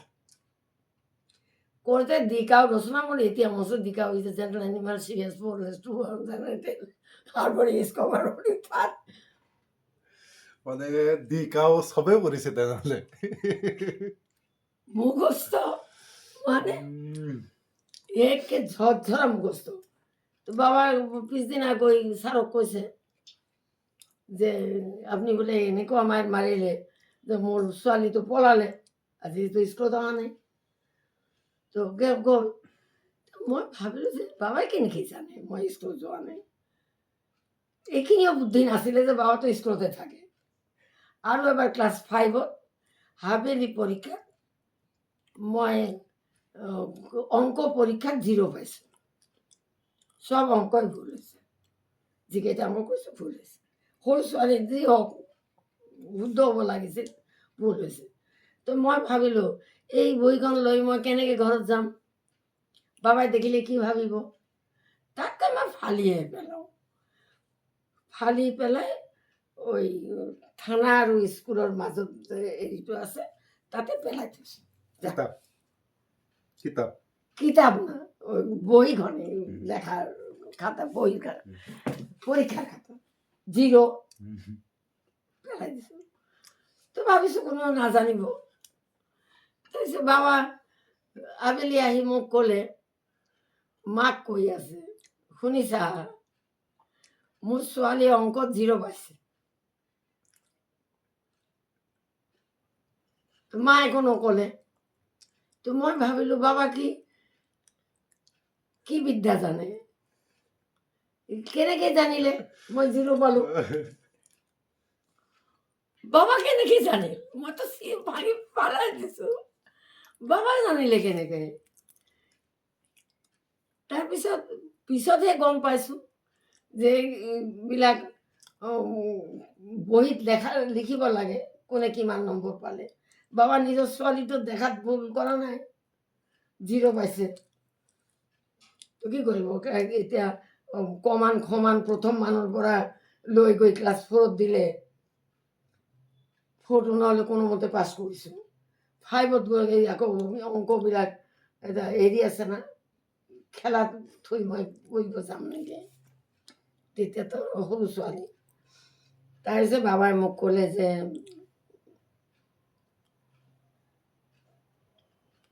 অঙ্ক দেখিছে যে জেলি আর হেনো না হলে মুক্তি কোনোটাই উন্নতি করতে পারবেন না, পড়বে না। তাই হেনক ডাকি জেলিক ডাকিয়ে বাবা একটা পরামর্শ করলে, বাবাকে এটা পার্ট পড়াবো। মুসলিম ভাইকে মাতি করলে যে তুই এটা পার্ট পড়া অঙ্ক। অঙ্ক আর ওই ডাক্তার হাকু ভাই ডাক্তার তেতিয়া মেডিকেল পড়ে।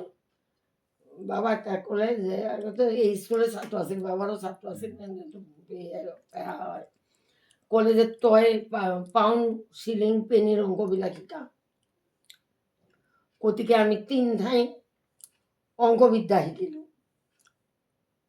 মানে ঝাড়ডাঙ্গার হাক্কু ডাক্তার। হ্যাঁ, ঝাড়ডাঙ্গার হাক্কু ডাক্তার না এই তো সালু মিয়ার হাক্কু ডাক্তার। এরিনের ইয়া ডাক্তার হাকিম হাকু ডাক্তার। আচ্ছা ম্যাডাম, হ্যাঁ, আজকের দিনে ধরেন মানে আজির দিনত স্কুলের কোনো ছাত্রই মানে টিচারে যদি মারে পড়া শুনার কারণে মানে বদমাশি যি হোক আৰু ধৰক মানে গাৰ্জেনে গৈ কমপ্লেইন কৰে, বহুত কিবা কিবি হয় আৰু আপোনালোকৰ সময়ত ছাৰে মাৰিলে না না কথাটা হচ্ছে কি, একচুয়ালি বেত মাৰাটো এইটো মানে ইংৰাজতো বেত মাৰা দূৰৰ কথা, ছাত্ৰই যদি গাৰ্জেনে কিবা কয় তেতিয়াহ'লে পুলিচত লগাই দিয়ে। এইটো বেত মাৰাটো এইটো এটা ইয়া নহয়, ঠিক নহয়। কিন্তু আমাৰ যেতিয়া পুৰণি যিবিলাক হেৰি আছিলে দেখা যায় যে ঋষি মুনিসকলেও বেত্ৰাঘাত কৰিছিল, বেত দি আঘাত কৰিছিল, বেত ৰাখিছিল। আৰু বেত্ৰাঘাতৰ প্ৰয়োজনটো এইকাৰণেই তেতিয়া আছিলে, দুৰ্দান্ত ছাত্ৰবিলাক ভয় খায়, ভয় নকৰে শিক্ষকক, স্কুলতো নাহে। অপৰাধটো যিটো সেইটো আৰু বেত মই এতিয়া মাদ্ৰাছাতো কৈছোঁ, মই নিজেও কৰিছোঁ। এইটো বেতটো ছাত্ৰীৰ গাত লাগাতকৈ টেবুলত মাৰাটো বেছি বুদ্ধি মাৰা কথা। ভয়হে দেখাব লাগে। তুমি যদি ভয়ে নকৰা তো তোমাৰ বাচ্চা নপঢ়িবই। তো তোমাৰ কাৰণে হয় মনৰ ভয়, আব্বাই মোক বেয়া পাব, মই পঢ়িলে ভাল পাব, এইটো এটা পলিচি, শিক্ষাৰ পলিচিটো আছে। সৰু বাচ্চা এনেই যদি বাকী বাচ্চাবিলাকৰ লগত খেলি মেলিহে ভাল পায়, ঘৰৰ ভিতৰত তুমি টিভি দেখি থাকিবা আৰু তোমাৰ বাচ্চাই আহি একেবাৰে ৰিডিং কৰিব, মই এদিন ডাক্তৰ হ'ম বুলি, পঢ়িব নেকি? কেতিয়াও নপঢ়ে। চেক্ৰিফাইচ তোমাৰ থাকিব লাগিব। তুমি তোমাৰ নিচিনা তুমি আড্ডা মাৰি ঘূৰি ফুৰিবা আৰু তোমাৰ ল'ৰা সৰু ল'ৰাটো তোমাৰ পঢ়ি থাকিব এইটো কথা নহয়, গাইডেঞ্চত থাকিব লাগিব। গাইডটো এতিয়াৰ দিনত মূৰ্খ বাপেকবিলাক বেছিভাগ মাকবিলাকতো আৰু বৰ গৰম, কোনো সহায় নাই। গতিকে সিহঁতে দুষ্টামি কৰি তৰি আহি স্কুলত আহি একেবাৰেই নপঢ়ে। তেতিয়া বেত্ৰাঘাত নকৰিলেতো সিহঁতৰ ল'ৰাবিলাকক এই গাৰ্জেনকতো আনি বেত্ৰাঘাত কৰা নাযায়। তেতিয়াতো কোনো গাৰ্জেনে ইণ্টাৰেষ্টেড নাছিল পঢ়া শুনাত। যিবিলাকে ইণ্টাৰেষ্টেড আছিল বুজিছিল সেইবিলাকৰ ল'ৰা সেই কালতো ডাক্তৰ ইঞ্জিনিয়াৰ হৈছেতো, বড় অফিচাৰো হৈছে, নোহোৱা নহয়। কিন্তু সেইটো বুজো মানুহবিলাকে যিবিলাকে পুতেকক হেৰি কৰিব পাৰিছিল হৈছে। ছোৱালীক ইমান দৰকাৰ, কিন্তু সেই সময়তে আমাৰ ওপৰ ক্লাছত যে নীলিমা শাহ মেডিকেল ডক্টৰ হৈ নীলিমা দি আমাক মোৰ 3-4 বছৰ আগৰ ছোৱালী, তেওঁতো মেডিকেল পাছ কৰি ডাক্তৰ হৈ লণ্ডনত আছিলে, এতিয়া ৰিটায়াৰ কৰি এতিয়া কেলকাতাত আছে। সেনেকুৱা মানুহ বহুত আছে, ছোৱালী হাজাৰে একটা। এতিয়া যেনেকে জংঘল ধৰি আহে চবে আহে, সেনেকুৱা নাছিলে, হাজারে একটা গ্রামের মধ্যে 1000 পরিবারের মধ্যে 1জন 2জন 3জনেই লেখাপড়া জানে। লেখাপড়ার প্রতি কোনো মায়া আসতে ছিল। তাহলে আপনি যখন হাই স্কুলে গেলেন, মেয়ে মানুষের মানে স্কুলে যে এডমিশন নেওয়া লাগে বা নিবে, এই জিনিসটা আস্তে আস্তে কি ধরনের মানে মানে প্রচলন হয়েছে আর কি আমাদের এই সমাজটার মধ্যে? আমার কাছে আমি যখন স্কুল পড়ি তখন তো মেয়ে মানুষ বেশি ছিল না, না না, কিন্তু লাহে লাহে হৈছিল অলপ জাগৰণ। আমি প্ৰথম 5জনী একেলগে পৰীক্ষা দিছিলো, তাৰপিছত বিলাক ধৰা 2জন 3জন থাকিও পিছত কিন্তু 8জন 10জন ছোৱালী পঢ়িছে।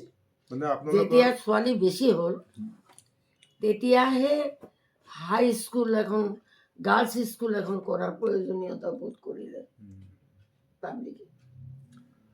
তেনেহলে আপনি মেট্রিক কিমান চনত দিলে? 68 না, 59 না 55 56 59 কথা 59 মেট্রিক। আৰু হায়াৰ সেকেন্ডাৰী মানে আইএ কত পঢ়িলে আপনি? না, তাৰপিছত তো ড্ৰপ হ'ল। তাৰ পিছৰ বছৰতো ক'লো যে বয়স অলপ বেছি আছিল, অৰ্থাৎ 16 বছৰ 17 বছৰত পঢ়ি গাৰ্লছ স্কুলত চাকৰি কৰিছোঁ। তেতিয়া বয়সটো দেখা নাই। মেট্ৰিক পাছ মই আছোঁ, অভাগা, কাৰণ ইয়াতো কলেজ নাই, ধুবুৰী থাকি পঢ়াৰ নিচিনা কোনো পৰিৱেশ নাই। গুৱাহাটীতো ককায়েকে আছে, মাজু ককায়েক গুৱাহাটীত আছে, কিত আছে। মোৰ বাবাৰ ইমান অৰ্থ নাছিলে যে মোক গাৰ্লছ হোষ্টেলত ৰাখি পঢ়াব।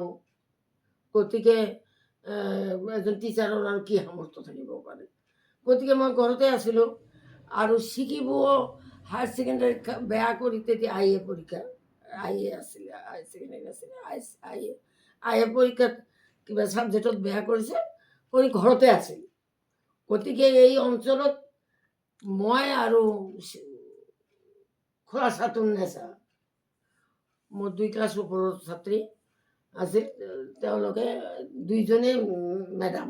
মানে মেট্ৰিক পাস কৰিছে? Matric pass. আৰু ৰিজাল্ট কি কৰিছিল আপুনি মেট্ৰিকত? মই হায়াৰ ছেকেণ্ডাৰী মানে ছেকেণ্ড ডিভিজনে পাইছোঁ, অলপ নম্বৰ কমৰ কাৰণে ফাৰ্ষ্ট ডিভিজন পোৱা নাই, কিন্তু হায়াৰ ছেকেণ্ড ডিভিজন পাইছোঁ। তেনেহলে মেট্ৰিক পাস কৰাৰ পিছত আপুনি বহি থাকিলে ঘৰত? তাৰপিছত কি হ'ল? স্কুলত। তাৰপিছত মই 65ত শ্বিলঙত গ'লোঁ পঢ়িবলৈ। ভাই লৈ গ'ল, ডাঙৰ ককাইটি লৈ গৈছিলে আইএ পঢ়িবৰ কাৰণে। তাতে মই তেতিয়া এবছৰীয়া কোৰ্ছে আছিল, তাতে মই হেৰি কৰিলোঁ,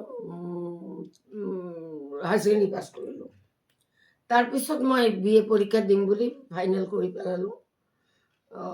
এইটো মই কি কয় BA পৰীক্ষা 68ত পাছ কৰিছোঁ। BA কোন কলেজৰ পৰা? আজকে এই পর্যন্ত থাক। আচ্ছা, হবে, অসুবিধা নাই। হ্যাঁ, 9টা বাজে না। আপনার আর আমার অত বেশি বলার হুম।